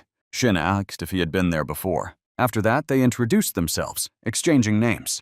The girl was curious how the hero knew so much about the gates. Kim answered that it took a lot to truly know everything, but that answer didn't satisfy her. Just then, new monsters appeared before them. They decided to continue their conversation after dealing with them. Among the drops from the rabbits was an item that helped break growth limits at higher levels, so Kim decided not to move on until he got what he wanted. Selene considered him an extraordinary player. Rod joined her. Rod doubted that Kim was level 90 and decided to check his status. But access was forbidden. Kim had set personal viewing rights, not only closing the status window, but even deleting his name from the player ranking table. Rod realized the hero was sharp and definitely one of the smartest players around. She was convinced he generated serious income, so she wanted to broadcast him too. But Selene had signed an exclusive contract with Kim. Meanwhile, Kim battled the rabbits and secured a new item. It was a finely crafted iron sword. Handing it to Shin, he told her to make use of it. She accepted it with joy, thanking the hero, adding that the next item would be his. But the boy didn't need a weapon. He had a shared vision of the monsters that would appear 10 years later, so his own weapon sufficed. The system notified him that another item had been acquired. It was the best reward in that dungeon, the Legolas ring, which absorbed health. At that moment, Kim noticed the cleansing crystal appearing very quickly. He realized that killing a few monsters was enough, but not all gates were that simple. Shin sensed something had gone wrong, but but Kim suggested discussing it later. The ring wasn't the only piece of equipment that could be used freely. His goal was to collect everything, even if it took hours. Shin noticed that he killed monsters as fast as she did.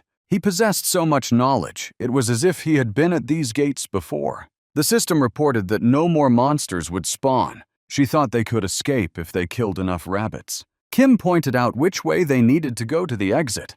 The system announced that the cleansing crystal had been destroyed by force, and the dungeon tunnel was now secured. Unlike ordinary dungeons, those gates couldn't be entered again once closed, but the hero managed to collect 8 rings. Kim wondered how he would explain his delay to his sister. Together with Shin, they exited through the gates they had entered. At that moment, Rod appeared, thanking them for visiting her channel. She also reported that the zone was now open. Kim recognized her immediately.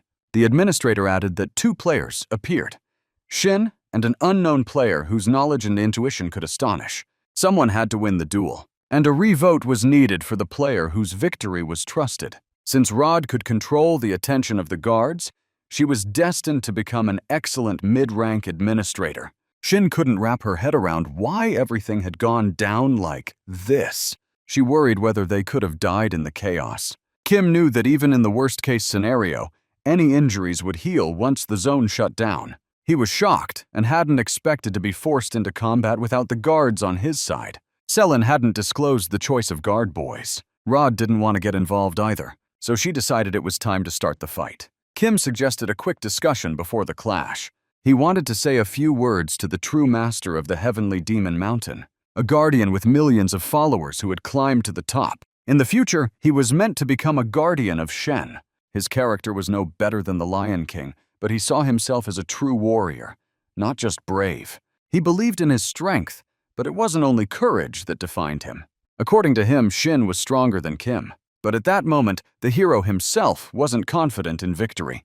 The guardian saw Kim as weak because he wasn't his disciple. Kim hadn't expected to fight a girl immediately after clearing the gates, but Shin was curious to see who would win. He handed his sword to her, claiming she could wield it better. Yet she noticed that Kim wasn't an ordinary fighter. He had perception and deep knowledge about the gates and their inner mechanics. He even showed how to escape, despite the darkness surrounding them. Shin grew curious about how far he would go if he fought seriously. Now that they shared similar skills, the heroine was eager to test him. Kim agreed to satisfy her curiosity. Shin decided to strike first. Immediately, the hero's eye of perception activated. She aimed straight for his neck. The administrator was stunned by their combat skills at this level. Kim anticipated her attacks using his perception, but he couldn't strike back because his sword technique lagged far behind.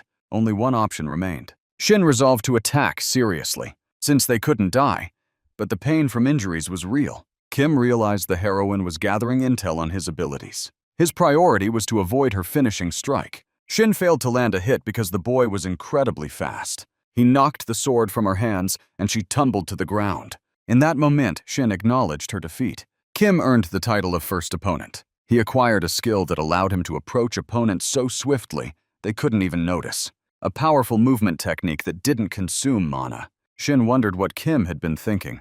As he had triumphed, everyone was astonished at the hero's victory. With that, the zone shut down, and it was all over.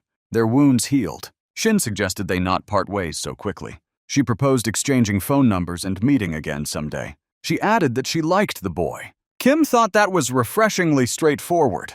At that moment, the eye of perception detected danger. He realized there was no escaping this. He would have to take the hit. It was his sister, Nuna. She was furious that her brother had vanished without a word for so long.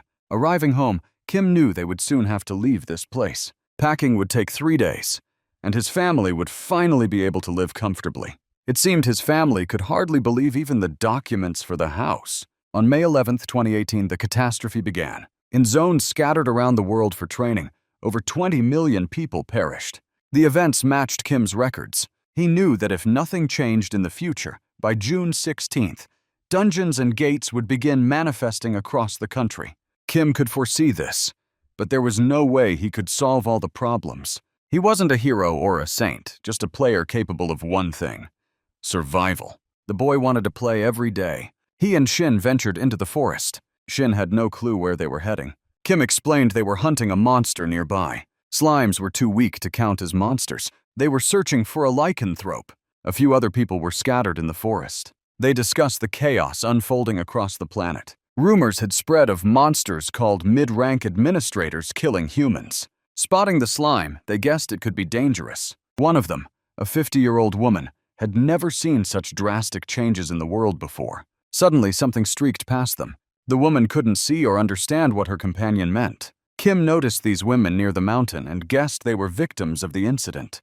The woman was terrified, confused by the unfolding events. The hero calmed them, warning that any sound could trigger the monster. One of them shouted that the police needed to be called immediately. At that moment, a lycanthrope appeared before them.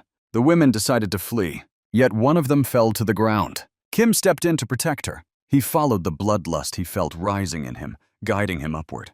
This was to be the boy's first real battle, without tricks. But the source of the bloodlust wasn't alone.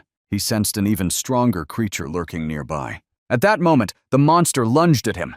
Kim decided to strike, unleashing his skills. Before him appeared a fox with 6 tails, yet he managed to land a blow on the monster. The hero hadn't expected to encounter it so soon. It was an extremely powerful spirit-class monster, a cunning beast that relied on camouflage, sudden strikes, and even a hint of magic. Kim knew everything about it but couldn't figure out why it had appeared there. Meanwhile, another monster attacked the woman, wounding her.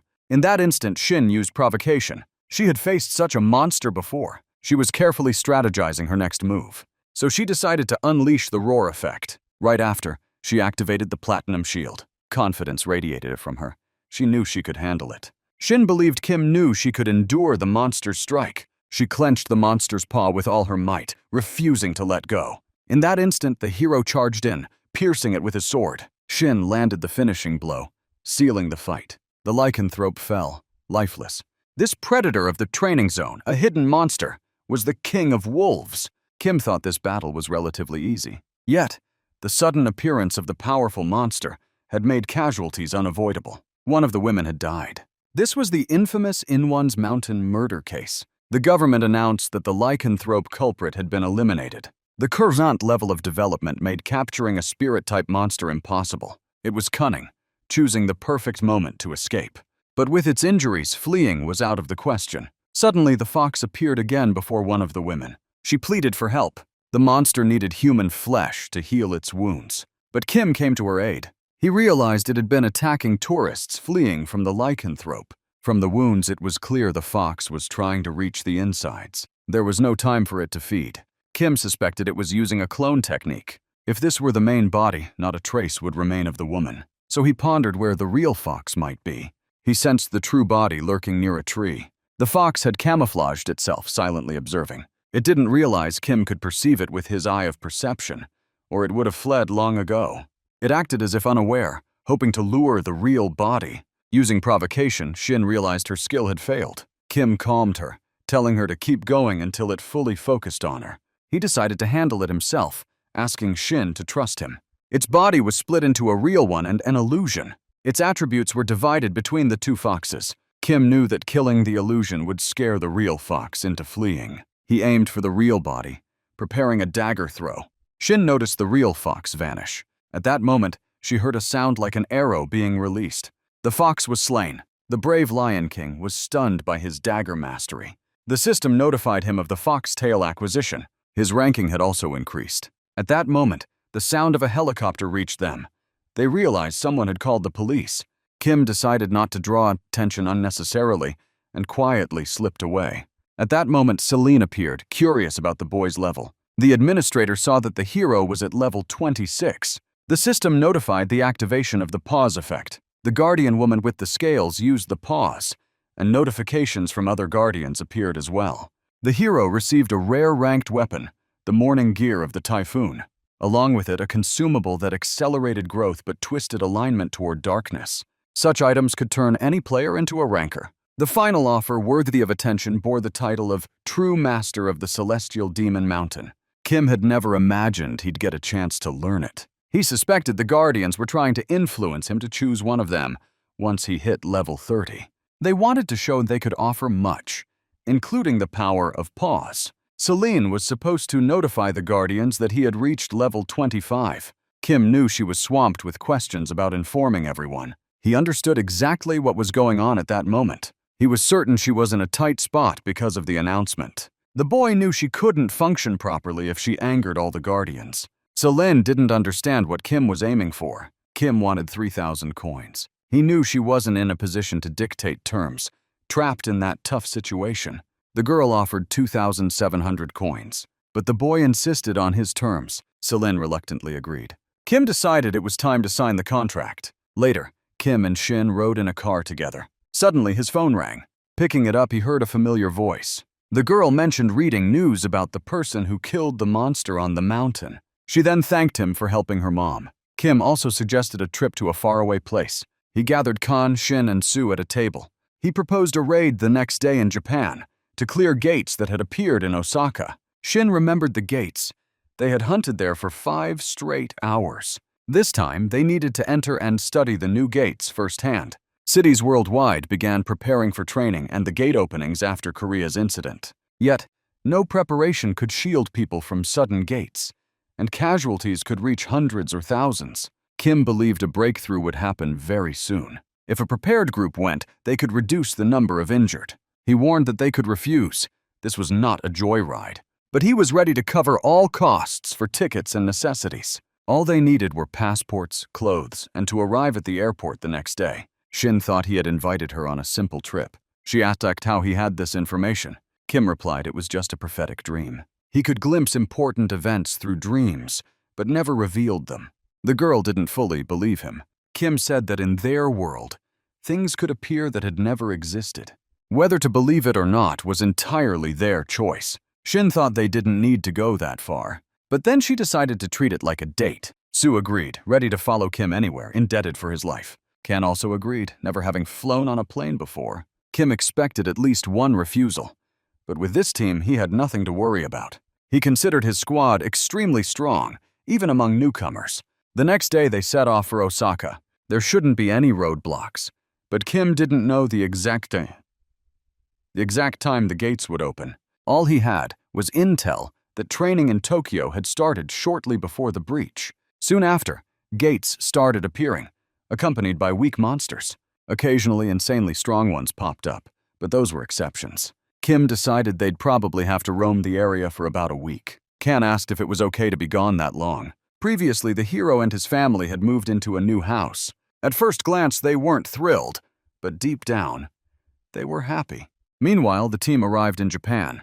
The gates were expected to manifest right in the city center. Kim wanted to find them immediately to prevent a breach, but it was still wise to arrive after monsters appeared to minimize damage. The hero had no idea how many days it would take. At that moment, Selena appeared beside him, and at that moment only Kim could see her. She asked about Japan. The woman suspected he hadn't come there for vacation, and since the law prohibited disclosure of certain info, Selena couldn't reveal much. Exceptions existed when guardians conveyed their intentions through quests. Among the guardians who issued the quests, some names weren't disclosed. By their will, Selena organized the quest. Kim realized he had no choice. The quest had to be completed before returning to Korea. As dinner time approached, they decided to head to a restaurant. At first, Kim seemed like just a safe, ordinary player to Selena. But the more she watched, the more she suspected he was maximizing every advantage. It was hard for her to believe he was using the guardians. Kim was grateful to all who offered the best proposals and knew he didn't deserve such attention. Yet he didn't plan to accept any single proposal. He didn't dare choose one guardian, nor risk picking all of them. He decided only to accept their support. The boy promised to show the kind of gameplay they expected from him in the future. At that moment, he received 3,000 coins from Selena and the good impressions of the guardians observing the game. Approaching one of the establishments, they decided to go inside. Suddenly, they saw people screaming and running out into the street. At that instant, the team realized they had found what they were looking for. The system notified them that a turtle nest had been detected. Kim instructed Kan to go in first. Despite her appearance, she was the strongest among them all. Entering, they saw it was pitch dark inside. The floor was a mess of mud, water, and sludge. These gates weren't secured, so Kim had no info on the environment. At that moment, a gnome appeared before them. It asked why humans were there. Kim felt the same thrill as when seeing Selena. His perception eye couldn't detect the creature. It far surpassed the user. It was the fairy Celine. The boy seemed younger than his age but moved like an experienced player. In the past, the fairy had been famous under the name Hunter among promising players and ranked third among streamers on the Japanese service. A player from her stream should be nearby. The hero was certain the turtle nest hadn't been cleared last time. He knew that if other players were already inside, they wouldn't stand a chance and would die. So he decided to buy a gate map from the item shop. The map displayed the locations of all team members. It cost 1,000 coins. If any team member was in danger, they could send a signal through the map. Yellow meant attention needed. Red signaled imminent danger. They had to always monitor the map while moving and stay silent to avoid drawing attention. After that, Kim laid out his plan. They'd split into 2 groups and search for any useful intel. Kim and Khan went together. The most important rule was always watching their step. Quicksands lurked in the spots like these. One wrong step and you'd fall without a second chance. Sue and Shin spotted a level 11 golden turtle. The boy decided to alert Kim before taking it down, but suddenly the turtle vanished. Nearby, the heroes noticed an unknown figure carrying a sack on his shoulder. They approached and asked if the boy was Japanese. "Not quite," the stranger replied, noting the turtle's defenses were formidable. Sue guessed the boy had been pulling turtles out of the water and finishing them off. Signaling Kim they didn't wait. Suddenly, the stranger screamed that a monster was chasing him. Sue didn't understand what was happening or whether a monster really lurked in the swamp. The stranger begged for help, screaming he didn't want to die. Shin sprinted toward him, grabbing his arm. She saw a monster in the water, dragging him down. The swamp suddenly began expanding. She realized the boy could pull her in too. At that moment, Kim came to their aid. The swamp crocodile was a level 17 monster, usually not particularly skilled. But in the swamp, its strength rivaled a level 25 beast. Defeating it there was far harder, as the swamp gave it cover. Kim felt Shin being grabbed by the unknown and dragged into the muck. He understood that if she went under, she could die. But her mind was clouded. She just wanted to help. The girl panicked, unsure what to do next. Kim warned her that in such a situation, there might be no second chance. Sue asked what they should do next. Kim decided they had to continue the hunt. Since the monster had bitten, it would soon fall asleep and crawl ashore. The hero had seen something like this in prophetic dreams and told them to wait. The fairy was amazed that Kim was a player with prophetic visions, but it didn't look like he had foreseen the boy's death. The crocodile surfaced and dragged itself onto dry land. Sue wanted to step in and finish it off. Kim saw that the boy's fists were already brimming with magical power, but Shin wanted to handle the monster herself. Her cold-blooded focus and thirst for the kill pushed her beyond normal human limits. Stepping closer, the girl unleashed a fierce strike. The system announced victory over the swamp crocodile. The boy couldn't believe she'd reached that level without the eye of perception. The reward item was a claw of the swamp dragon. The system declared that the quest would be issued to the hero since he had received the item. Shin yielded the quest to the hero without hesitation. Kim believed fighting in the swamp was pure suicide, so he decided they had to take care of the other monsters on land. Kim purchased a beginner's spear from the shop. The system reported an item called Black Bull Meat, which gave instant fullness with a single bite. It was the same item he'd obtained in the Soul Station dungeon before meeting So. Sue realized it could be used as bait for the crocodile. Kim warned the team to stay alert. Monsters could grab their legs any time. Holding the meat over the swamp, a crocodile instantly lunged out after it.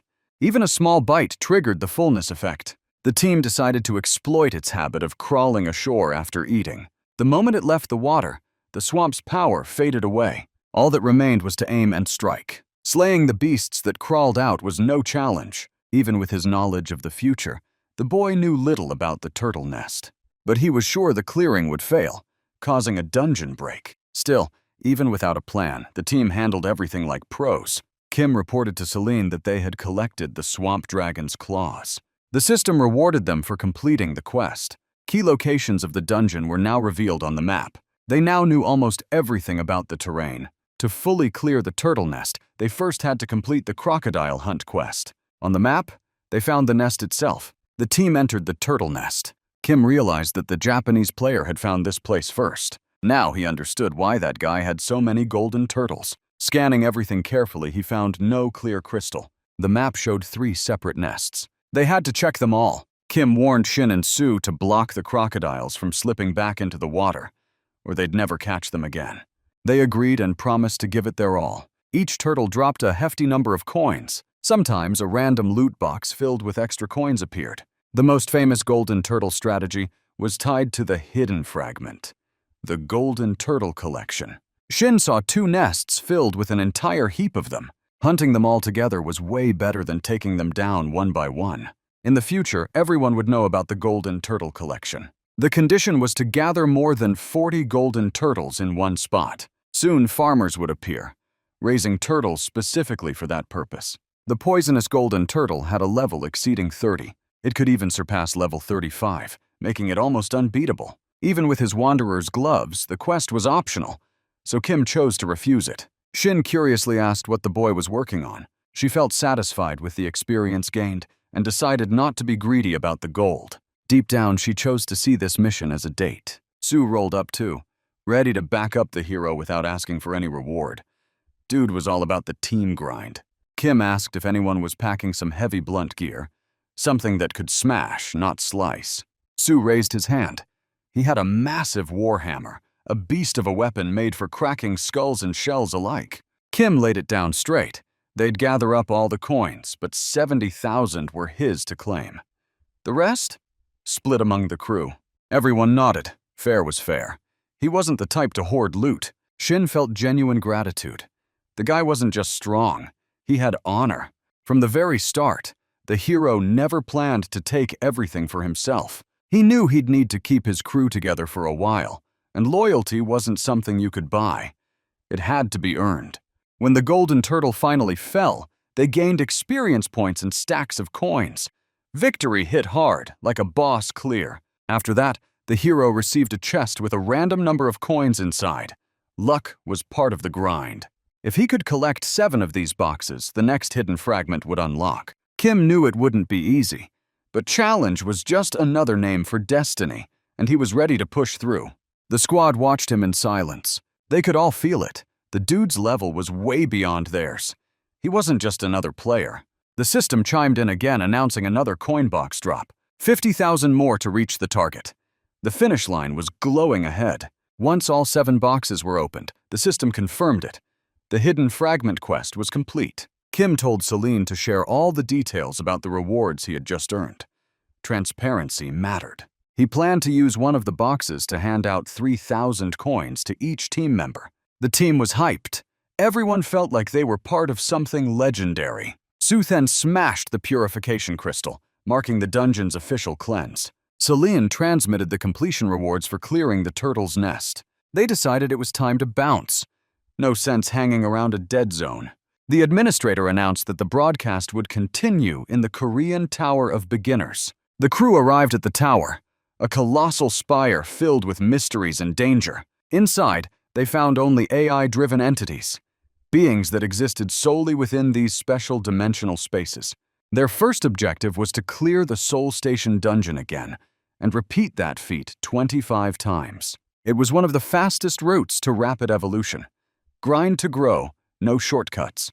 Shin and Sue already knew the strat, so they figured it wouldn't take them long. Kim told Kang to head home, promising he'd return by evening. Meanwhile, the hero made his way up to the 2nd floor of the tower. There was a reason. It all connected to the Demon King. That guy was infamous, always appearing in the aftermath of world-ending disasters. He was the first to conquer the tower's 2nd floor and had used that advantage mercilessly. Since the Demon King had beaten him to it, Kim suspected he might have already unlocked that same level here too. Suddenly the system flared. An overwhelming surge of power had been detected. His eye of perception was momentarily paralyzed, like his senses had been hijacked. Kim froze, realizing he'd definitely seen someone, and deep down he knew that presence belonged to the Demon King. But when he reached the top, the space was empty, just silence, humming with residual energy. Kim ordered the administrator to open the hidden item shop. It required 50,000 coins to access, a hefty price for the unprepared. Kim didn't hesitate. He burned the coins. This wasn't a feature available to rookies. It was something only the bold could even see. Celine couldn't help but find the player suspicious. He wasn't following the rules of the system. The administrator tried to scan him, but Kim stood his ground. He wanted that arrogant being to come to him instead. The administrator didn't like being called a dwarf. His pride bristled. so he activated forced submission mode, a dangerous move even for him. Kim stood firm, realizing that even now, the administrator didn't have the power to kill him. Neptune decided to teach the kid a lesson, the kind of cosmic humiliation only a god of the seas could deliver. But the Guardians didn't side with Neptune.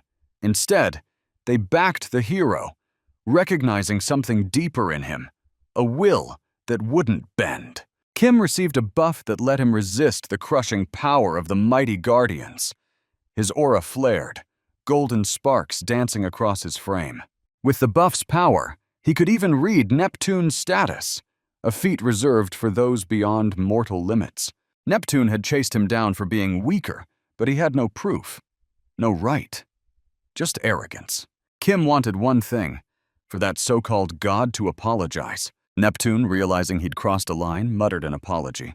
But the hero demanded more, a tribute, a token to seal that apology in stone. From Neptune, he received a memorandum, a divine contract ensuring the god wouldn't attack after the broadcast ended. Back home, Kim spent time lurking on an online forum, a small site that would one day evolve into a massive player community. Back then, it was the meeting ground for hunters, mercs, and info traders. One thread caught his eye. Players discovered that the Soul Station dungeon could be cleared multiple times. Many tried their luck, eager to claim glory, but most didn't make it out alive. Because of that, only a handful of challengers dared to attempt that particular raid. To squeeze every drop of growth out of limited time, Kim had no choice but to take on a high-risk dungeon. It wasn't just a death trap. It was a hidden vault, a treasure hoard buried under danger and despair. One determined guy was forming a small party to dive into an unexplored dungeon. The Fire Master, a thin, unassuming dude who 10 years from now would be chubby and jolly, was leading the charge. Kim decided it was worth meeting him. When the Fire Master spotted Kang, he froze. He hadn't expected a little girl to be their third player. He refused to let a child step into a dungeon like that. The guilt alone would kill him. The Fire Master knew the dungeon's main beast, the Fire Horse, was around level 32. That meant they'd need someone who could tank the thing's explosive charges. He believed victory was within reach. Maybe he could even solo it if luck favored him. The Fire Horse was a beast-type monster that spared the weak but punished arrogance. Yet its strength was insane. The system had unlocked an escape route just to keep the difficulty from breaking players. Even so, the Fire Master had failed to advance past it before. This time, they chose to go in together. No turning back. The path ahead was sealed, and using a portal could summon enemies from the shadows. The Fire Master sighed, taking the child on his back. He still couldn't understand why she was there. But he couldn't leave her behind. The system pinged. You have entered the Fire Horse meadow of the Short Table Dungeon. Before them, the infernal steed stood, snorting flames that turned the air molten. Kim took point, aiming straight for the beast's forehead, the weak spot. Together with Kang, they launched their synchronized strike. Watching them move, the Fire Master's doubts vanished. Those two, brother and sister, weren't normal. They were prodigies, pure and rare as myth. The Fire Horse might have been a low-tier monster by classification, but in battle, it fought like a demon, straight from legend. It shrugged off fire damage, forcing them to up their offensive tempo to ridiculous levels. Kim called out to this girl, signaling her to pull something from her gear. He reached for the most unexpected weapon imaginable, a fire extinguisher. When the Fire Horse's HP dropped below 20%, it entered phantom mode, its body blazing into ghost fire. They had to smother its flames fast before it could fully transcend into that unstoppable form. The Fire Master landed a critical hit, shaking the dungeon's core. Together, the trio brought the fiery monster down. The man stood there stunned. The siblings had fought like legends reborn. He couldn't believe he hadn't thought to use a fire extinguisher himself. Kang pointed out the loot drop shimmering on the ground. It was firewater, a crimson liquid pulsing with elemental heat. The Fire Master asked what it was for, still catching his breath. Kim explained it was a stimulant that awakened the latent magical attribute of fire within its user. Kim offered the master a drink, her tone calm but confident, as if sealing a bond before the next storm. The guy declared that every reward from now on would belong to him and Khan. No sharing, no hesitation, just pure resolve. The dungeon itself had been crafted by the Western giant, its sole purpose being the awakening of the master. The boy wondered what kind of relic would be hidden up ahead this time, his curiosity burning as bright as the fire around them. As they moved deeper in, the group stumbled upon raging flames and began figuring out how in the world they were supposed to cross. The hero guessed that the Western giant designed all this so that only the true master could make it through alive. The river of fire stretched nearly 7 meters wide, like a molten barrier separating the weak from the chosen. This trial was built for the one who had consumed the fire water, the chosen flame bearer. Since the master was the one who drank it, he alone could survive the crossing. But the man refused to go solo. He believed they had to face this inferno together, or not at all. He decided he wouldn't leave his comrades behind just to save himself. Yet Kim warned that this kind of loyalty could easily turn into a death sentence for all of them. Kim suggested the master should clear the area ahead, while nothing disastrous had happened yet. Since the firewater granted him the protection of a special guardian, taking on this fiery zone would be within his power. After a few moments of thought, the master nodded in agreement. Out of all the relics, the hero decided to acquire the Whispering Stone. It allowed secret communication, conversations no one else could hear. The hero sent a message to Celine through it. He told her to pause their broadcast and switch the feed to other players so the Guardians wouldn't get bored. But the administrator wasn't one to take orders. She'd handle her stream however she wanted. The Guardians were hooked, eager to see how the boy planned to cross that blazing river. The hero planned to stop the broadcast and resume it right at the moment they'd be escaping the flames. The administrator guessed that he already had a plan to cross the fire. Kim ordered the girl to climb up onto his shoulders. No hesitation, just trust. Celine agreed to end the stream in 30 seconds. The hero decided to use instant teleportation, a risky high-cost move. The only other option was to endure the pain of the flames head-on. Without any preparation, they would have been burned alive in seconds. The guy had cleared Soul Station's dungeon several times before, mocked by the Guardians for putting on a boring show. But this time, he unleashed every single reward he'd earned so far. Thanks to that, the hero managed to cross the fiery valley in one piece. Kim realized that every challenge had its own trick. Every wall, its secret crack. Kan earned the title Fireborn, her aura blazing brighter than ever. That title could eventually evolve into the legendary one, Immortal God of Flames. But their journey wasn't over just yet. They still had to wait for the master to reach Kuntan. He managed it 6 hours later, exhausted but alive. When the master saw his friends again, shock froze him. They were still alive. Tears streamed down his face as he confessed how terrified he'd been for them. The master then handed the boy the Body of the Fire God book. That had been part of their deal, the price for the firewater. The firewater itself was a rare, magical essence that couldn't be found even after 10 years. With that book, one could easily rise to become one of the world's top players. Then Kim made the master another offer, one that would bind their fates even deeper. The contract was successfully registered in the system. The master figured the boy probably liked him, given how serious he looked. But in truth, this gave Kim the right to interfere in the master's personal scenario, earning not only rewards, but precious information. After that, they parted ways, agreeing to meet again in 10 days. When Kim saw the Uflex building, he instantly knew that a dungeon would soon spawn there. There was still time to uncover the truth, but for now, they decided to grab a bite before the next storm began. The story jumped back to July 23, 2018, the day the dungeon first opened and changed everything. It was the toughest beginner-level dungeon ever, the one where the master had to start his personal scenario, a trial meant only for the brave. Every single day, Kim was grinding, planning out the shape of his future, like a strategist carving fate itself. He knew the Park of the World had to be protected, yet he was painfully aware that his current level wasn't enough. The Players Association officially launched their operations on the 22nd, just a day before chaos unfolded. When the hero approached the entrance of Tim, running a full data check before letting him through. Since the police had begun monitoring dungeon activity and keeping a registry of all entrants, no one slipped by without inspection. Especially now, the Players Association was taking things way more seriously than before. Kim and Khan stepped into the Soul Station dungeon once more, the air thick with tension and burning mana. The boy's heart was pounding with hunger, not for battle, but for loot and rewards waiting beyond those corridors. One of the officers reported over the phone that Kim had entered again. A shadowy observer decided to keep tracking him, intrigued by the boy's persistence. He notified his superior that the two players had now entered the Soul Station dungeon for the 30th time. They figured Kim was running some secret strategy, one he only shared with his tight-knit crew. The guild had decided it was time to get closer to the boy. He planned to offer Kim the position of guild leader, a move that could change everything. The man instructed his assistant to deliver the message carefully, making sure Kim understood his intentions clearly. Since So was preparing to launch a new guild, everyone assumed his grandson would take the lead.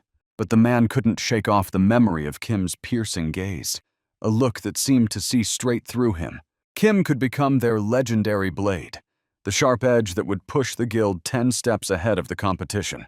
Yet in truth, the guild head didn't want a hero. He wanted a hunting dog.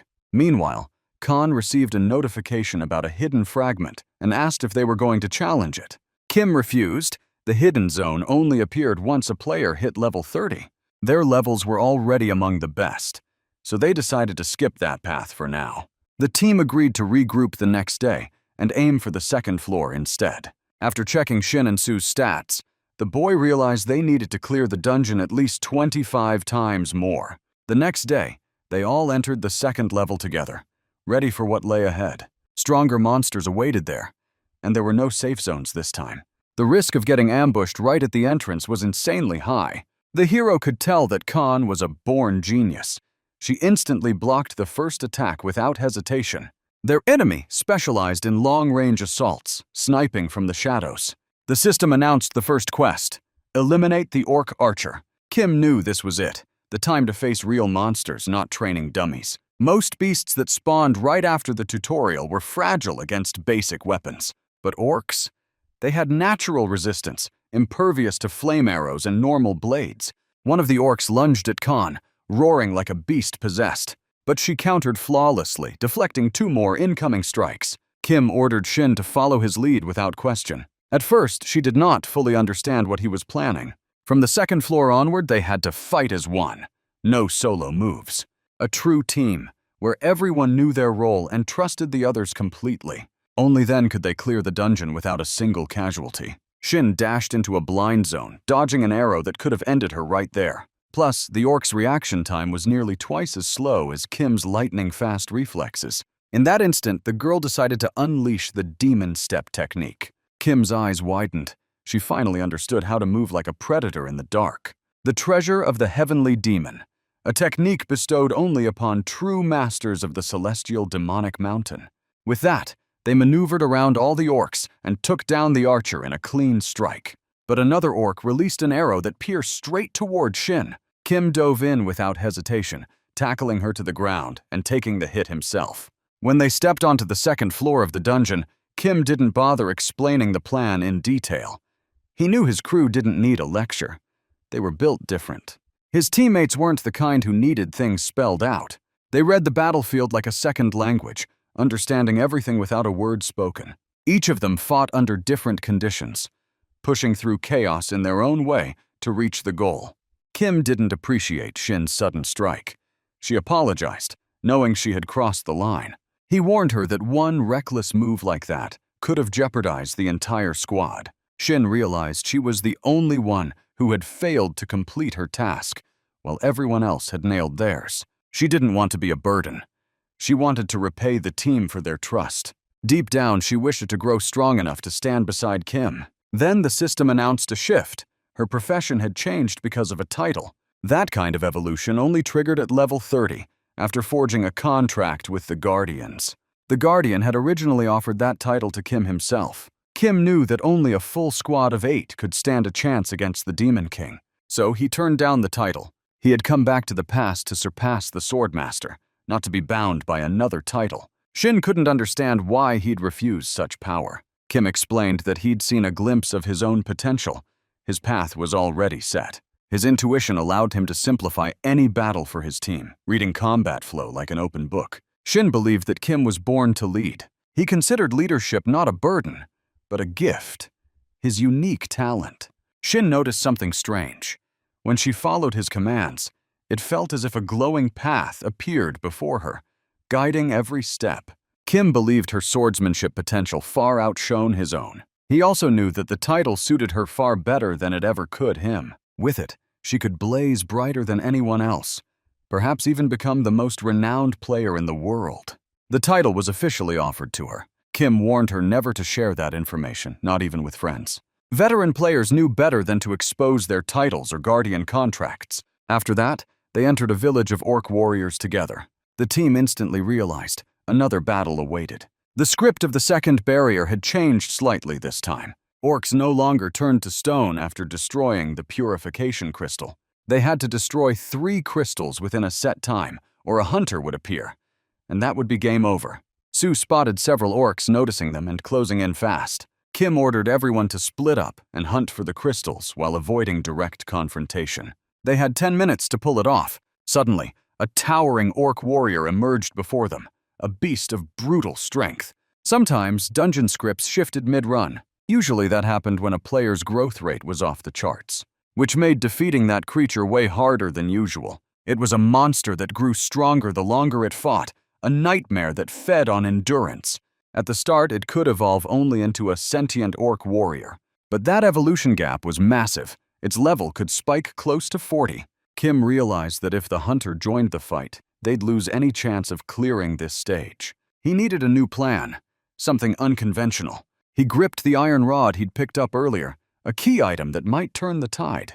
Kim directed them toward a tent flying a tall flag, suspecting something important was hidden there. He gave each member their route, moving with the precision of a tactician. Meanwhile, he stayed behind to deal with the warriors himself. Shin sprinted towards the crystal, weaving between attacks, her resolve blazing like fire. She made it.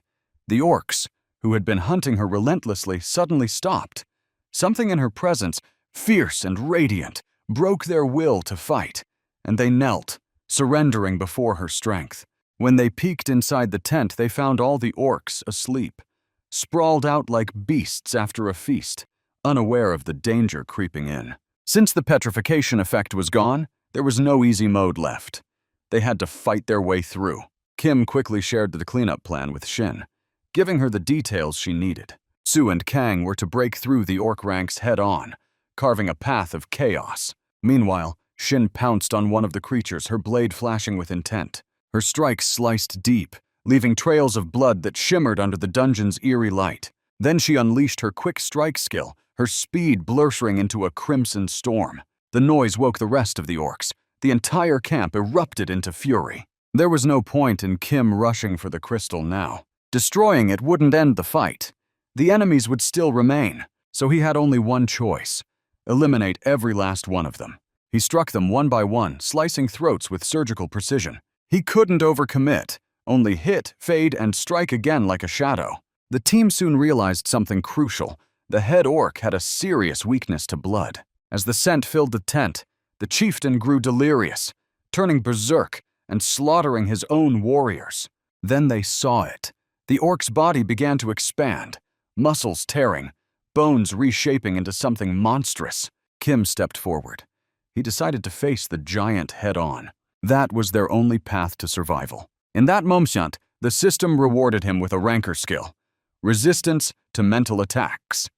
His mind hardened like steel. Kang tried to rush in to help, but Kim signaled her to stay back. Against this monster, her power would be useless. None of them could block its attacks. The brute's strength was overwhelming. Only Kim could dodge its blows using instant teleportation, blinking across the battlefield like a phantom.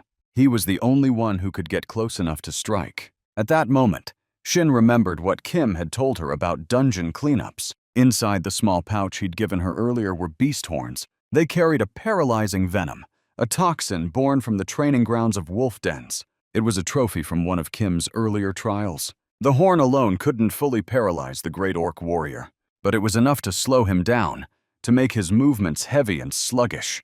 Even so, his attack and defense stats remained absurdly high. His body no longer obeyed his will, yet he was still strong enough to crush ordinary people like insects. He was a predator, and he knew it. Even stabbing his eyes wasn't fatal. The only true weak point left was his jaw. the beast's most vulnerable spot. Kim drove his weapon into that weak point and jammed the iron rod deep inside, keeping the monster's mouth forced open. He couldn't let that rod slip. It was the key to finishing the fight. The whole team joined in, battling the massive warrior on equal ground. When it was over, the kill reward was shockingly small, just a single molar from the orc's jaw. But for completing the quest, Kim received 2 valuable items from the Great Orc Warrior's set. Along with that came a rare skill, intimidation. Then the system sent another alert. The cowboy of Las Vegas had begun observing the hero. This guardian valued synergy, teamwork, and the art of synchronized combat. He was famous for making a contract with only one player in history. The cowboy offered Kim a gift, the leather pants of the Great Orc Warrior. With that, Kim completed 3 pieces of the orc set, his power rising even higher. After regrouping, the team charged at the remaining orcs, striking fast and without hesitation. They cut through the remnants like a storm, clearing the area in moments. Everyone gave it their all. The air itself buzzed with the aftermath of their power. Then came the system's final message. In 20 seconds, the team would be teleported out of the dungeon. Their mission was complete. Only Kim noticed the glowing ripples of a hidden portal shimmering before him. Without hesitation, he yelled for the others to go first, then dove straight in himself, vanishing into the light. It turned out to be a secret fragment, a hidden quest spot that only Kim could see. In the blink of an eye, he was dropped into a mysterious forest, an unknown world filled with silence and magic. It was classified intel, data that only skilled players were allowed to access. Such information usually appeared only at the start of a player's training phase. Thanks to his unique ability, Kim could see safe zones invisible to ordinary players. So he figured if the world had opened doors meant only for him, he'd better treat it as a blessing, not a curse. His new goal was clear: find and talk to the master of this hidden forest. Still, he couldn't wrap his head around what this place even was. The forest stretched endlessly, as massive as the whole city of Seoul. One wrong move, and he knew he could starve to death before ever finding a way out. Checking his stats, he realized he'd already reached level 30. Even Kim, who thought he'd seen it all, didn't know a forest like this existed. Suddenly, the system chimed in. His perception skill had leveled up. Then Celine, his ethereal guide, started explaining the enchanted gear he had just received. The magic fire was capable of burning continuously for over 3,000 hours. The hero couldn't help but be fascinated by the sponsor-grade equipment. Celine ordered him to recite everything she'd told him, word for word. Kim repeated it perfectly without missing a beat, but he found it weird. The mission felt almost too easy, too fast. What really bothered him, though, was how little he understood about this forest. The only lead he had was to search for the forest's master. Kim also noticed something unsettling. Time flowed differently here. He didn't think this dungeon was supposed to be that complex, where even the directions kept shifting. When night fell, he set up camp and lit a small fire to keep warm. Celine asked if he'd learned anything new about the area, but Kim instantly realized that question wasn't really hers. It came from the Watchers speaking through her. His exploration wasn't exactly thrilling, but he kept his focus sharp. Every detail mattered. He was determined to find some kind of clue. Eventually, he discovered 3 types of claw marks on nearby trees. Judging by the shape, they belonged to feline-type monsters. Since there were no signs of battle, Kim assumed no fights had taken place recently. He also realized that by staying near the forest's edge, he could avoid most monster attacks. At night, strange flying beasts prowled the skies, their cries echoing through the darkness. What struck him as odd was the absence of any traces of victims. He figured the first day's calm wouldn't last forever. Still, he believed he could handle whatever came his way, as long as he kept his cool. For the first time, Kim faced a dungeon without a clear strategy, guided only by instinct and the faint traces of unknown beasts. He knew fear was natural here, but he fought to keep his composure. To him, this kind of game, unpredictable and raw, was the most exciting kind there was. Some would call that instinct a talent. All he could hope for was not to become one of those players who shined only at the start and faded later. On the 4th day of his exploration, things finally shifted. He stumbled into a small settlement, the Village of the Believers, as the sign called it. It was marked as a safe zone, though the buildings were burned and hollowed out. Among the ruins, he found one house that was still standing, barely damaged. Inside, he discovered an old letter written on church stationery. Part of it was burned, making it impossible to read fully. But one line stood clear. The village had been destroyed by the wrath of the forest's master. Spotting movement on the far edge of the forest, Kim guessed this was where he might finally encounter the forest's master. His perception skill tingled. Something was watching him at that very moment. A strange unease crawled over him, and he decided not to relax, even in the safe zone. The system chimed. Kim could no longer teleport freely. He attempted to explore the western edge of the village, but a transparent wall blocked his path. At that moment, Cowboy Las Vegas threw a suggestion into the mix. Kim knew that Cowboy had a habit of luring players with tempting offers, impossible for most to refuse. The system revealed that the hidden fragment promised a reward for clearing the forest in 3 days. The bounty was set at a staggering 100,000 coins for success. Kim wondered what would happen if he failed the task. The administrator explained that failure meant he could only contract with Cowboy and no one else. Celine asked if Kim would accept the mission. He refused. Gambling was never his style.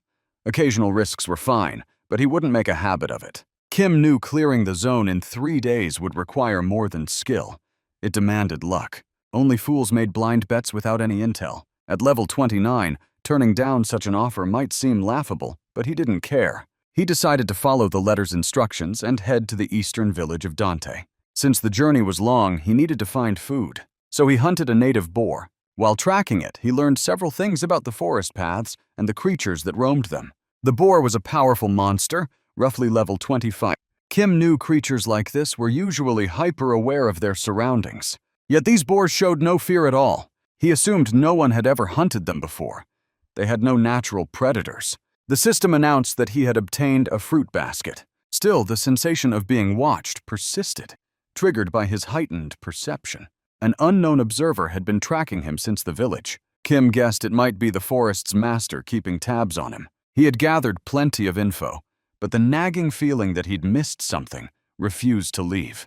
Determined, he hastened toward Dante Village. Suddenly, a magical rope trap appeared before him, strange and out of place. Arriving at the village, Kim entered a nearby house immediately. Inside, he discovered another letter, this one addressed to the village elder.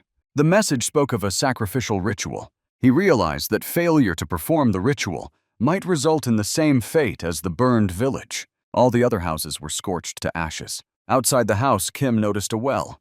Peering into it, he saw a figure on the brink of death. He decided to use the rope trap, hoping it might provide some clue. Tossing the rope into the well, he tried to pull the girl to safety. As he caught her, he realized she was an elf. Known for their exquisite healing skills and ethereal beauty, elves could mend wounds and restore vitality like no one else. Kim decided to save her using an elixir. Bringing it to her nose, the elf slowly regained consciousness. She seemed almost plant-like, revived instantly by the potion. The elf thanked Kim for rescuing her. He guessed she must have been a resident of the village, targeted by the forest master's wrath. She explained that she had failed to deliver the required sacrifice to the altar. Kim realized the potion had only temporarily revived her. Soon she would need to return to nature's embrace. The elf was destined to turn to dust, becoming nourishment for the ancient oak. Kim realized this forest was utterly bizarre. He guessed the hidden zone was a fake, crafted to resemble an ordinary, unknown forest. As expected, the elf crumbled to dust and vanished. Then he felt a surge of green wind, though it was invisible to his eyes. This was a zone with reckless, unrefined settings. It was as if the one observing had read about it in books, then copied it, keeping tabs on Kim. He knew that failing to dismantle the fake zone here could mean death. There was a high chance he'd become just another player, tasked with discovering this place next.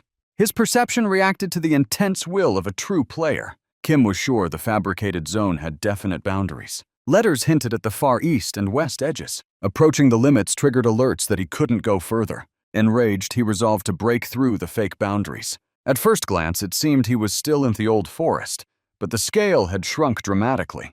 Before, his perception couldn't encompass it, but now the forest was the size of a small village. Kim guessed something had helped him collapse such an expansive zone. He suspected an artifact had suddenly amplified his magical power. At that moment, he wondered why no one had appeared in his line of sight. Then an unfamiliar monster materialized before him. It was the forest's master, a thin, tall.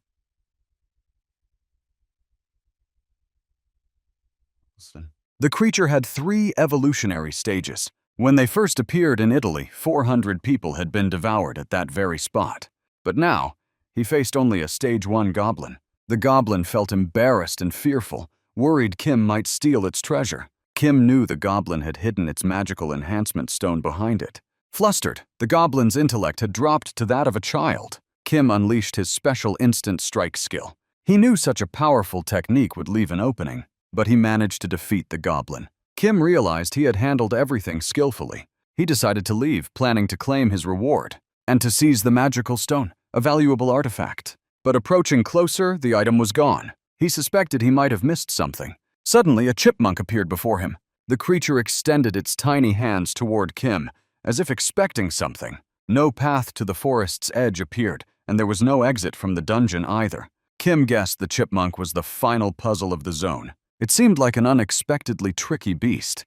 So the hero decided to negotiate. He offered the chipmunk meat from a black bull, but the creature wasn't impressed. Then he tried offering the goblin's perfume, which also failed. Finally, he chose to give it something extremely valuable. Yet this came at a significant personal loss for Kim. The chipmunk then opened a window and proposed a deal. Upon confirming, the system announced the acquisition of the magical enhancement stone. The hidden zone of the unknown forest was now fully cleared. Consequently, the hero was transported to the second entrance of Seoul Station. Everything seemed changed.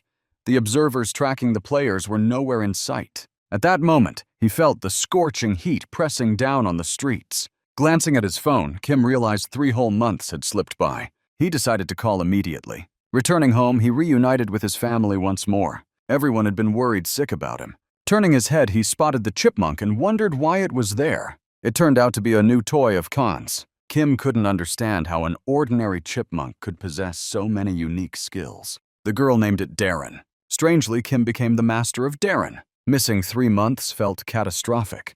He had planned to use that time productively. Yet in that time, he could have earned over 1 billion won.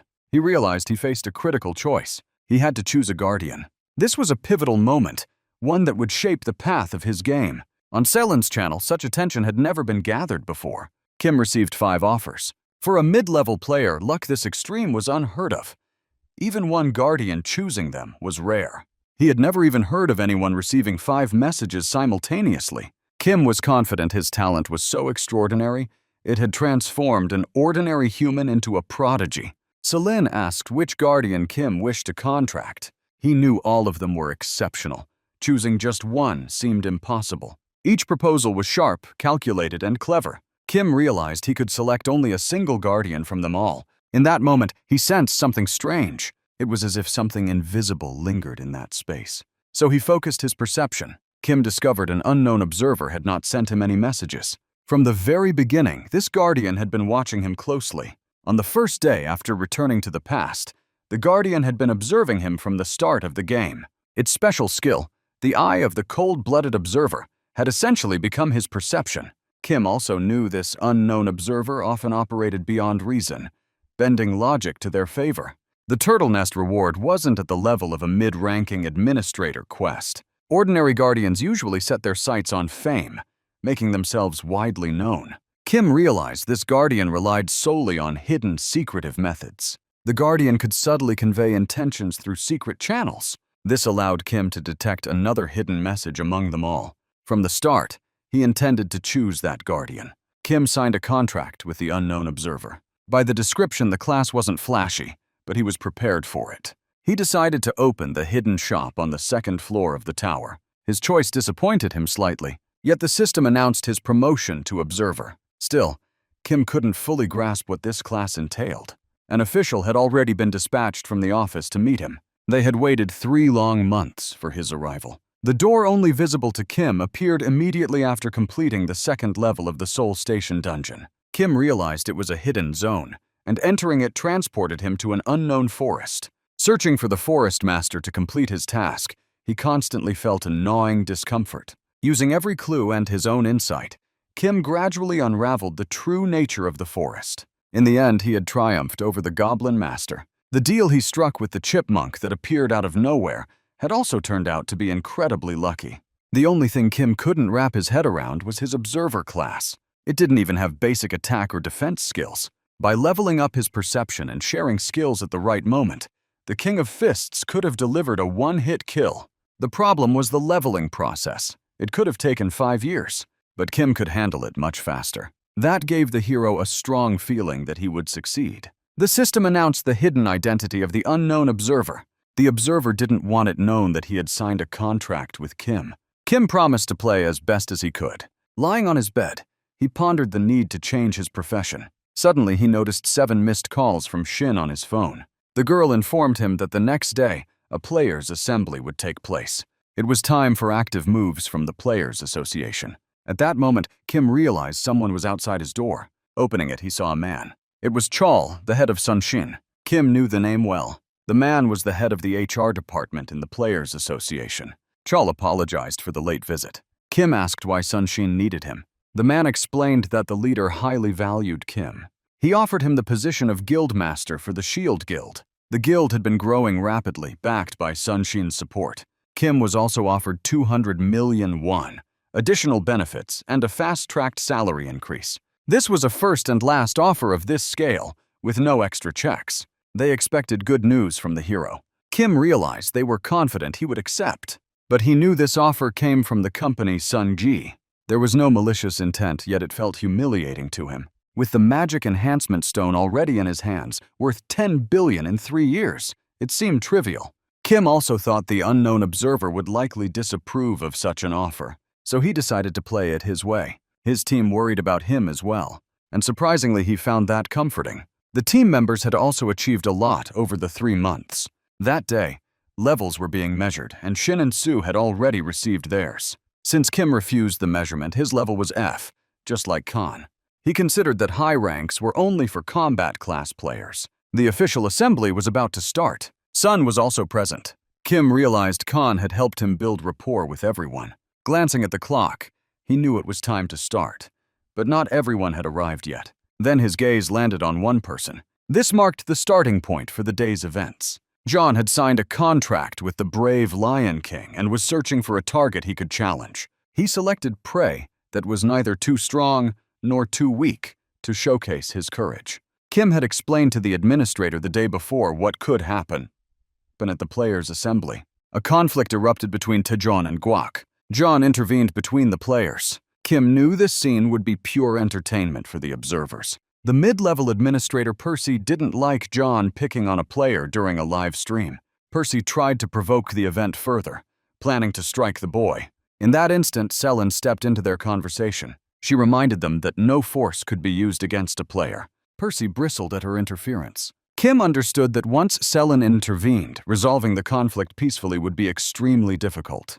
Taejon decided to escalate the confrontation with Kim. Percy tried to summon the player with an exclusive contract to his side. But Celine protected Kim, declaring him an exclusive heaven-class player. She then suggested another team member who was a perfect fit.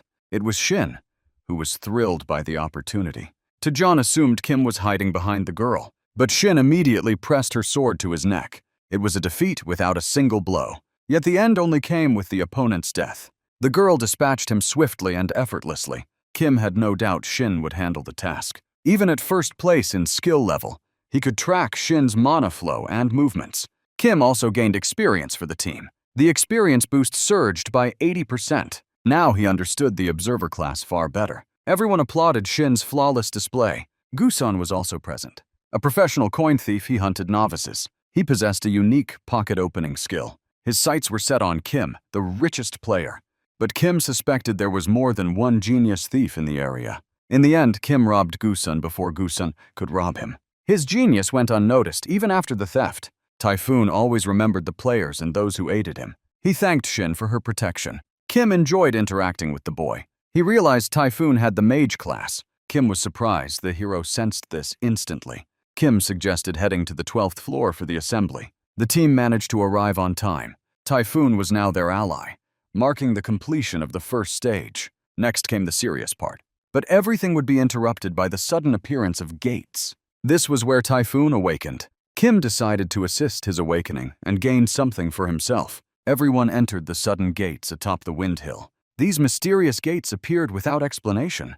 A brutal place where over half the players had perished that day. To find clues to close the gates, 18 columns needed to be destroyed.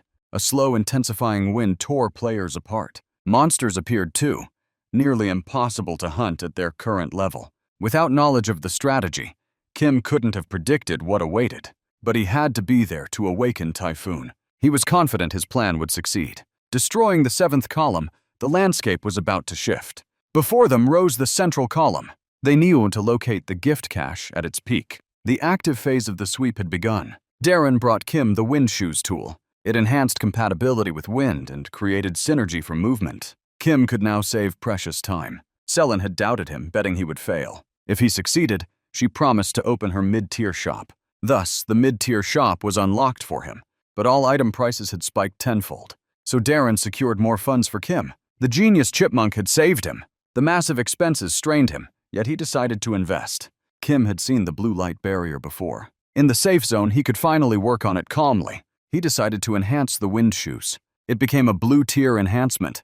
Kim felt he had a natural talent for it. Clearing the dungeon and claiming its treasures was his priority. As Typhoon battled monsters, Kamaki decided to help. Kim relied on the equipment set and narrowly avoided paralyzing poison.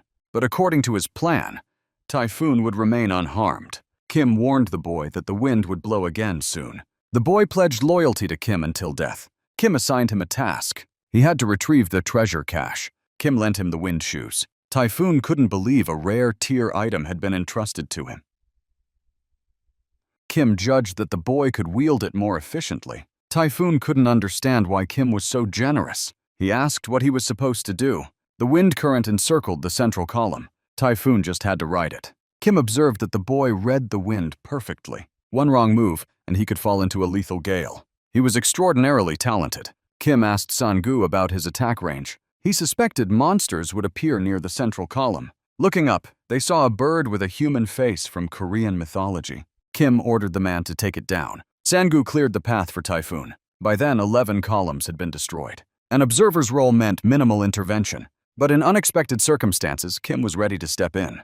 He swiftly defeated a huge-mouthed lizard. Typhoon completed his assigned task. Kim praised him for a job well done. The sacred gift cache began to radiate its power. The battlefield started to shift as the cache's influence spread across the land. To clear the zone, the players had to fulfill the conditions of the gift cache. A window appeared before each player, prompting a donation to the cache. Other players couldn't see who contributed what. Darren gifted more coins to the hero once again. Kim decided to donate 30,000 coins. The gift cache reached capacity. The rewards from the cache went to Kim. He gained a new skill, cognitive dissonance. The blue barrier promised additional support. The columns started vanishing one by one. Kim activated cognitive dissonance. It ensured no one could see who claimed the rewards. Kim took a calm moment to verify everything. The hero received the Divine Wind Body Tome. This wind-class item greatly amplified stats and skills. A rare artifact, capable of transforming someone into a unique genius. Kim knew he had struck incredible luck. He noticed something on Typhoon's back. A sin candle glimmered there. A random artifact, its appearance conditions unknown. A new zone would open once it extinguished. Players could be chosen to accompany him, but it was extremely risky. Extinguishing it too quickly could spike the difficulty. In that moment, the hero moved to put it out. Everyone saw a mysterious wind swirling around. Kim warned the team to prepare. They were heading through the next gate. He cautioned that someone was approaching. At the center, a massive tomb rose from the earth, and before them appeared a giant orc warrior. Had Kim failed to extinguish the flame in time, an army of archers and foot soldiers could have appeared. Shin noticed they had faced a similar opponent before. She asked if the hero still had the iron rod from the previous encounter. At the cowboy Las Vegas's request, a pause was activated. He proposed a new mission. The team couldn't immediately grasp what it meant. It was the first entrance to the Uplex dungeon, not yet officially opened. No one wanted to lose their coin gloves. Everyone's lives were at stake. Kim doubted they could complete this task with their current strength. So he entrusted the book to Typhoon. Everything was for their survival. The king of Las Vegas, a master gambler, set conditions teetering on the edge of failure. He might not have known that the hero had acquired the book. Kim decided to disrupt the balance with this advantage. He also planned to propose something to the king. A counteroffer to a guardian who deemed the player worthless was a direct path to the grave. Kim commanded Celine to transmit his will to the cowboy Las Vegas. The system reported that the cowboy had taken interest in the counteroffer. Kim knew that 2 archers and 1 warrior should appear. But the cowboy Las Vegas hadn't set clear mission parameters. So the hero wanted to specify the hunting target using the item dropped by the orc warrior. It was a way to verify who he intended to sponsor in the future. He already had experience hunting the great orc warrior, along with proof of victory. The mission conditions were fulfilled. Not everyone appreciated this style of play, but the cowboy had to be satisfied that the hero held far better cards. However, ignoring the reactions of the other guardians wasn't an option. The boy had managed to one-up the cowboy Las Vegas. Celine knew not all guardians were pleased with this method, so they decided to create content that would satisfy the majority of the guardians. The tomb clearance was about to begin, but the difficulty was sky-high. The system reported that the orcs were becoming increasingly brutal. The team moved into action following the plan. The battle began immediately. Shin and Su struck first. Next, Chal entered the fray. Kan considered him a key figure in this battle. She took on the orc archers with precision. Typhoon joined the fight, channeling his own power. Kan avoided direct hits using her platinum shield. Together, they handled the situation flawlessly. Typhoon felt as though an entirely new world had opened before him. He suspected that Kim might be a monarch class. Everything was going smoothly, but one small detail remained. Kim decided to fight the last orc alone. He had encountered numerous anomalies along the way, but chose to rely on conventional tactics. The level difference between them was 11. Defeating the warrior alone without a strategy was impossible. Kim decided to provoke the orc first. It worked, and the warrior charged aggressively. Kim's movements weren't perfect, but he seemed like a celestial Pegasus in motion. He focused his perception eye to read the enemy's attacks. Intuition allowed him to calculate distance and speed instinctively. Kim aimed for the orc's vital points. The system reported the activation of the great orc warrior's unique skill, but the boy's spirit resisted. In his mind, he visualized the monster's next moves. The hero also activated his instant movement skill. He poured all his speed and weight into a single strike. But at the last moment, the monster landed a hit. Kan's assistance helped him get back on his feet. From the start, Kim had prepared to absorb 3 hits. He then began the climax of his plan. Typhoon and Chal fused their magic together. They channeled all their strength and energy to annihilate the monster. It was their first time combining power, but Kim was confident in their success. Finally, Shin and Su joined the fray to finish the orc. The system confirmed victory over the great orc warrior. The level 30 player clashed head-on with the level 41 orc warrior. Facing overwhelming odds, he received aid from his friends, pushing him toward victory. It was a performance that even the Guardians couldn't help but admire. Every player involved received rewards, and a total of 150,000 coins were distributed. This was a high-stakes mission where 3 Guardians combined their powers. The team members received boosts to their attributes. Kim obtained a secret reward, the spellbook of a high-rank orc. Suddenly, the Lord of the Fields appeared, harboring hostility toward the hero. This guardian, who had once shown mercy to monsters, now looked down on the boy with disdain. Together, they left the gates behind. Kim realized that the Lord of the Fields could do nothing, constrained by the opinions of others. A man in the area expressed admiration at the boy's return. The Shield Guild materialized immediately after the mission's completion. Kim hadn't seen the guild leader since clearing the gates. A small boy named Jin approached the hero. He was curious to see the person who had so enchanted his grandfather. Kim suspected the boy had been sent on purpose. It seemed the leader wanted to test Kim's abilities and had sent his grandson to observe. Kim resolved to live up to the man's expectations. Jin was offended that Kim addressed him without proper respect. He ordered his guards to force the hero to kneel immediately. Kim asked the boy to behave politely. He warned that showing respect could make him seem formidable. After that, Kim decided to leave. Gradually, everything became clear to the hero. One of the men stated that the players had no right to leave, as the player association intended to bring them all under control. The association planned an investigation into the appearance of new gates and the deaths of players. Kim guessed they just wanted to pressure them. Resisting them seemed pointless, but everyone appeared terrified. Shin noticed that the atmosphere was incredibly tense. Someone was deliberately creating this tension, but Kim couldn't figure out who. Celine also asked what the overall picture looked like. Dim explained that the head of the Sun faction would receive the message, and they would begin creating their steps. Jin being provoked was part of the plan, serving as bait. The bait would trigger a reaction, which in turn would create another bait. The goal was to force the Shield Guild to act. Kim warned that the show was beginning. The hero decided to increase their value and take control of the Shield Guild for himself. He suggested the team take a short break. Kim asked when the players had become subordinates of Choil. The man replied that they had no choice. All players were required to join the association. After such pressure, Kim had no desire to cooperate with Sunshin, especially when impudent children told him to kneel. Jin tried again to assert his dominance over the boy, but the hero once again put him in his place. Then, he stated that it was enough for the guild leader to understand his intentions. At that moment, John intervened in the conversation. His pride had been stung. Kim's refusal to cooperate became the perfect opening to intervene. Chol revealed that the association had simply wanted to gather some data. Kim couldn't fathom what would happen if they handed over any information. The boy believed it would be extremely advantageous for future games. He realized the association had come to clean up players and extract intel on innovations. Kim felt that true business partners wouldn't act this way. After joking with his interlocutor, he noticed the man's displeasure. Chol invited the hero to a fight. Celine pointed out that this conflict had nothing to do with the main scenario. Kim decided to accept the challenge. There was minimal justification for him not to act in his observer role. Chol chose to strike first. Kim noted that his opponent was moving at half speed. He could see all of Chol's movements. The system announced an additional vision function, eyes that could glimpse the future, predicting enemy attacks with perfect precision. The boy could see 1 second into the future. He explained that the essence of his class was observation. A leader gathered intel through the observer, directing team members toward the optimal path, maximizing team efficiency, and unlocking players' true potential. Defeating his opponent, Kim displayed his full capabilities to everyone. His class was upgraded to Monarch, marking the end of the second stage.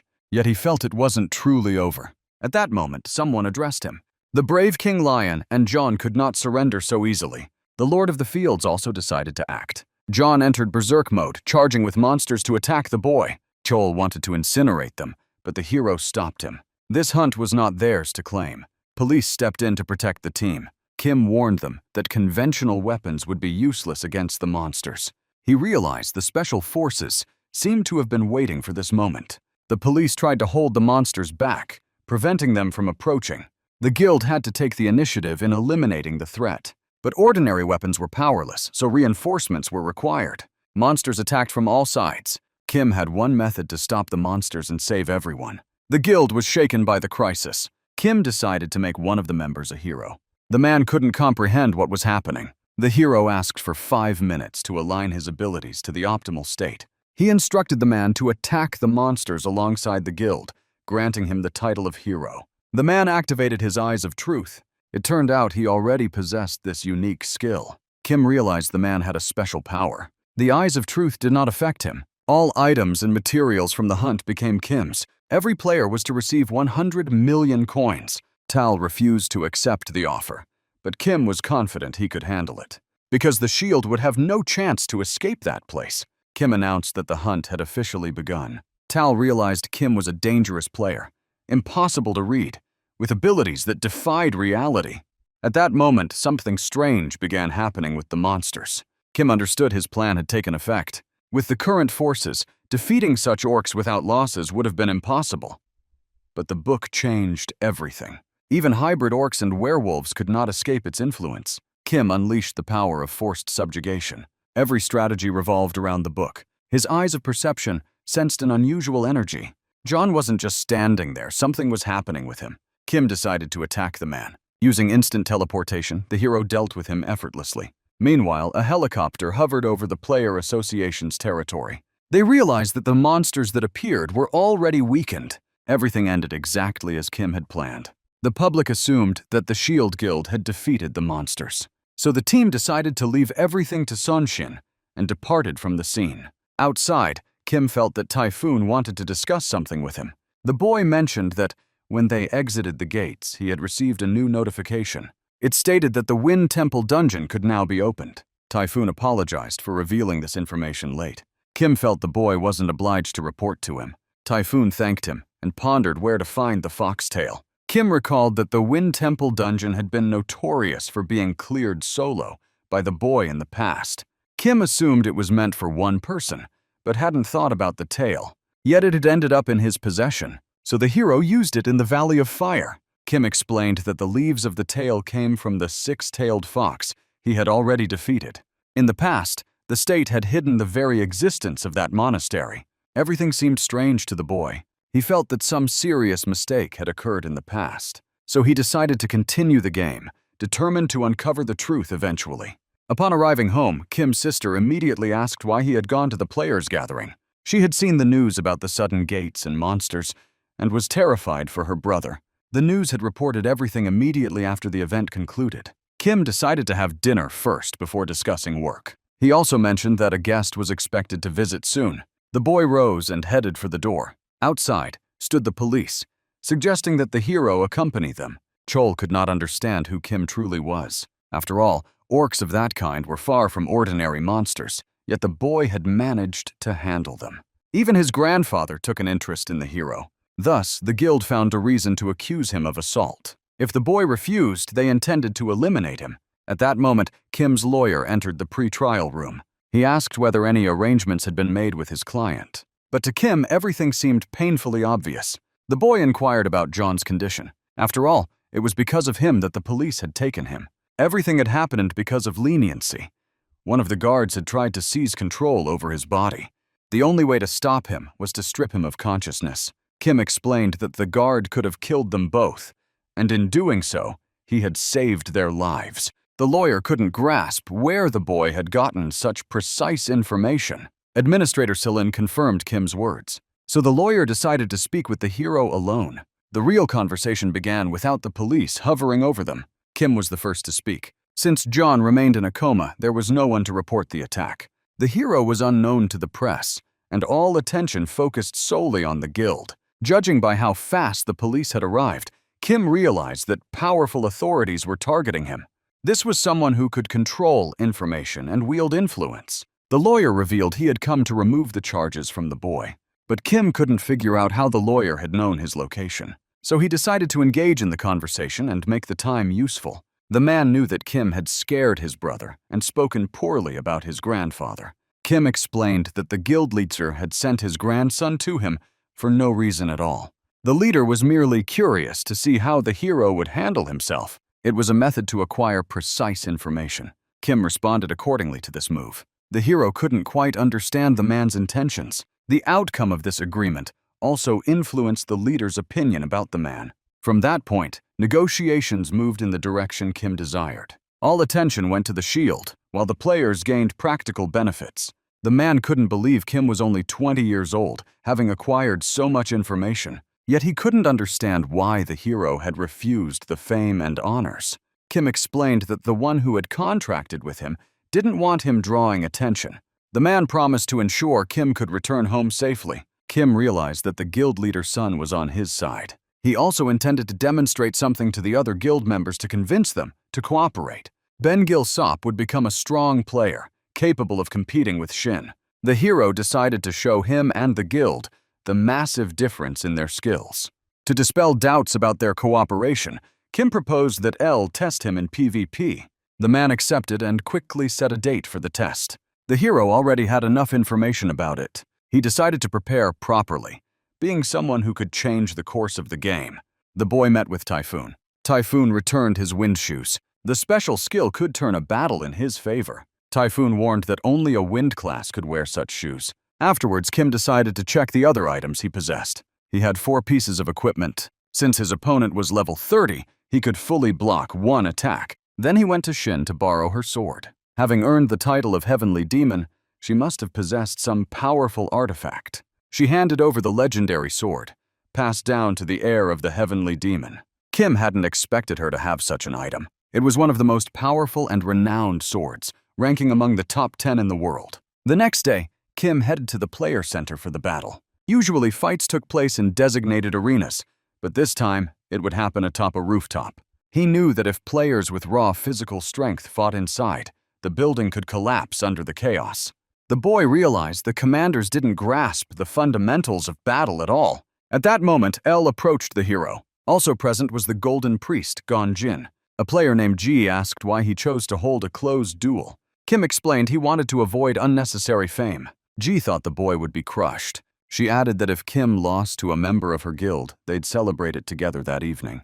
Kim realized the girl could be his first real opponent. The eye of perception sensed the energy of seduction, so Kim activated the repelling gaze. The boy inquired what reward he would gain for winning the duel. Ji agreed to grant any wish he desired. The hero chose the poisonous water, an item crafted by poison-class humans. Afterwards, Kim warned the guild leader that he disliked the girl's test.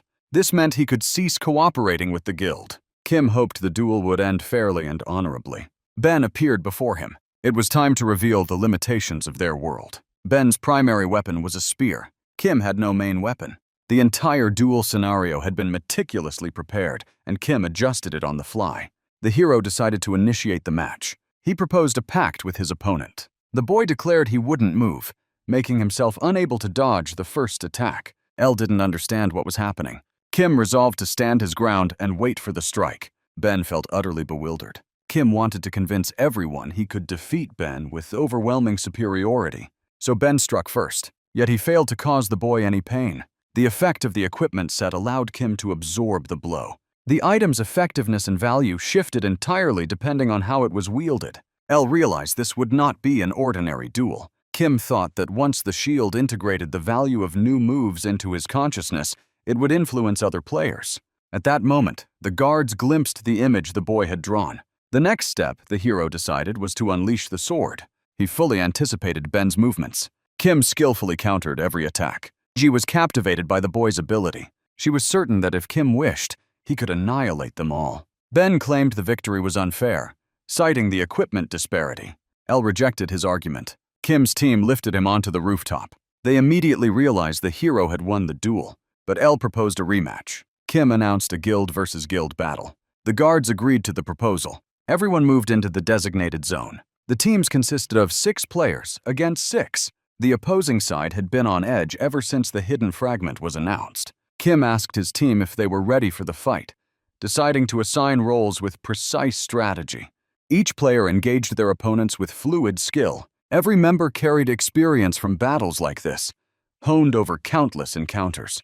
Kim was confident victory would belong to them. The elf unleashed her power against the main hero, but Kim countered effortlessly like the calm eye of a storm. The opponents could not comprehend how he handled magic with such ease. The team deployed their forces, following a strategy analyzed by Han Sok. Yet the gap in skill was monumental. Every player fought honorably, testing their limits in the chaos. Kim warned the guild leader that today was the last chance to agree to a fair deal. L recognized that Kim could see into the future. Thus, he decided to admit defeat. Sun inquired about how the battle unfolded. L was stunned by the hero's sheer strength and the intellect, far beyond what they had imagined. His analytical skills were unmatched, and Kim was recognized as the victor. Sun believed Kim had demonstrated mastery, claimed advantage, and chosen the path of ruling over the strong. Meanwhile, the team realized their victory was possible only because of Kim's guidance. Kim completed the hidden fragment and claimed his reward. The honorary title granted to the first conqueror of a new domain marked his triumph. Suddenly, Ji appeared before him. With the poisonous water in hand, Kim didn't understand why she had come. She extended a letter, claiming it had been sent by the guild leader. Inside were 2 checks, each for 2 million coins. Ji had never seen anyone unmoved by such a sum, and boldly suggested a date with him. Known for scandals with famous players, she carried a daring aura. Kim refused, maintaining his focus on the bigger picture. He also asked her to tell the guild leader that if a body was found in the northern region, it must be completely shrouded in black. Kan had a bad feeling about this girl. Kim warned his sister that they had 2 days to rest. After some time, the hero gathered the entire cafe team once again. That day, he proposed exploring the building opposite Uplex. They had the right of first entry. Soon, that location was expected to transform into a dungeon, so reconnaissance was critical. Everyone would be at risk, and Kim warned all through S.H.I.E.L.D. The next day, he planned to take the team on a journey. Kim instructed them to stock up on food and items capable of countering poisons. On Manhwa Island, a completely black, decayed corpse was discovered. At that moment, Kim's sister called. She informed him that Heck Jim was outside their house. Kim explained everything to the team. Together, they rushed toward the hero's house. Approaching, they saw a heavy police presence. Journalists and local residents had gathered as well. Kim ordered Sue to handle the reporters. The hero approached the corpse, determined to uncover any clue. He knew that the monster dragging people underground drained all life energy, causing the body to blacken. The boy understood the danger that lay in the area was immense. At that moment, an unknown creature lunged at a policeman right before his eyes. Shin immediately swung her sword, trying to halt the attack. Kim warned everyone to steer clear of the poison, his voice slicing through the tension. He decided their next move was to find the entrance to the gates. The team ventured into the forest, shadows stretching long and tense. Elle also arrived at the scene, a silent observer with a wary aura. Kan spotted something unusual and quickly reported it. A field of flowers, drenched in yellow blooms, hid the gates that had activated among the petals. A caterpillar lay motionless, eerily reminiscent of the one that appeared on Mewadu Island. Shin struck it with her sword, obliterating the creature in a single swing. Before the team, the gates to the centipede cave emerged like a shadowed portal. Elle insisted that entry had to be controlled. The gates must not open unchecked. They decided it was better to minimize surprises and summoned guild members to observe the unfolding scenario. Kim couldn't fathom why the cave gates had appeared at this exact spot. The hero decided to take one team member with him. Upon entering, Tim confessed his fear of insects. Kim warned him not to hesitate, knowing monsters could react to voice. A master of fire-type skills was needed for the cave clearance, which was why Tim was chosen. The boy understood that centipedes required caution. As they ventured deeper, they encountered piles of corpses, a grim warning etched in the shadows. Suddenly, an unknown figure grabbed Kim by the neck from behind. Kim barely sensed the approach, the strike ghosting past unnoticed. Selene notified that the system had recognized the assailant. It was the Demon King Il. Kim realized a single misstep at home could have been fatal. But Il was not reckless. He did not kill without thought. Il noted that the hero possessed remarkable intelligence. Kim had long known this encounter was inevitable. Il was a being who walked the path of power and dominion. By piquing the monster's curiosity, Kim knew the price for this would be high. Yet he held the answers to all of Il's questions. The hero had prepared for this meeting long before it happened. Favored by many of the guards, the monster warned him not to be too trusting. It turned out Darren had stolen an item from the demon. Il cautioned Kim to give everything he had to survive within this domain. Afterward, Kim saw the monster vanish, yet the atmosphere had shifted ominously. He no longer sensed the centipedes, but behind him loomed something far greater. A monstrous, predatory tree devoured the pearl centipedes with grotesque hunger. Kim realized that battle was unavoidable. He also knew he could not face this alone. Meanwhile, Tim searched frantically for Kim. He decided to use chimera oil to rescue his mentor. After the attack, a wall of intense fire erupted before him. Through the choking smoke, Tim spotted Kim. Together, they managed to defeat the monstrous tree. Tim understood that Kim had risked his life to pull it off. Yet the boy's strategy had worked flawlessly. Even though the tree hunt ended successfully, the pearl centipede had not appeared. So the team resolved to seek out the cleansing crystal next, the next step in their perilous journey. The system announced that an unknown observer had offered privileges to the hero, a mysterious gift wrapped in unseen power. The boy recalled the stolen item he had taken from the Demon King, a prize of audacious risk. He decided to investigate exactly what he had acquired. It was a fusion stone, capable of merging an item's abilities directly with a player's body. Such a rare artifact's value could not even be measured in money. It was a treasure beyond reckoning. Kim finally understood the purpose behind the offered privileges. He instructed Administrator Selene to use the privileges to open a mid-level shop. Selene questioned whether the location was appropriate for such a venture. But the hero knew the fusion stone had to be used, no matter the place. Not all items could merge. Compatibility was crucial. Accessories had the highest chance of success. So Kim chose a ring.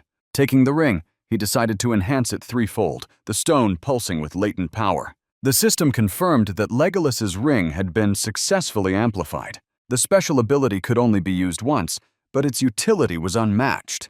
Unlike before, when Kim felt powerless, now he was confident everything would succeed.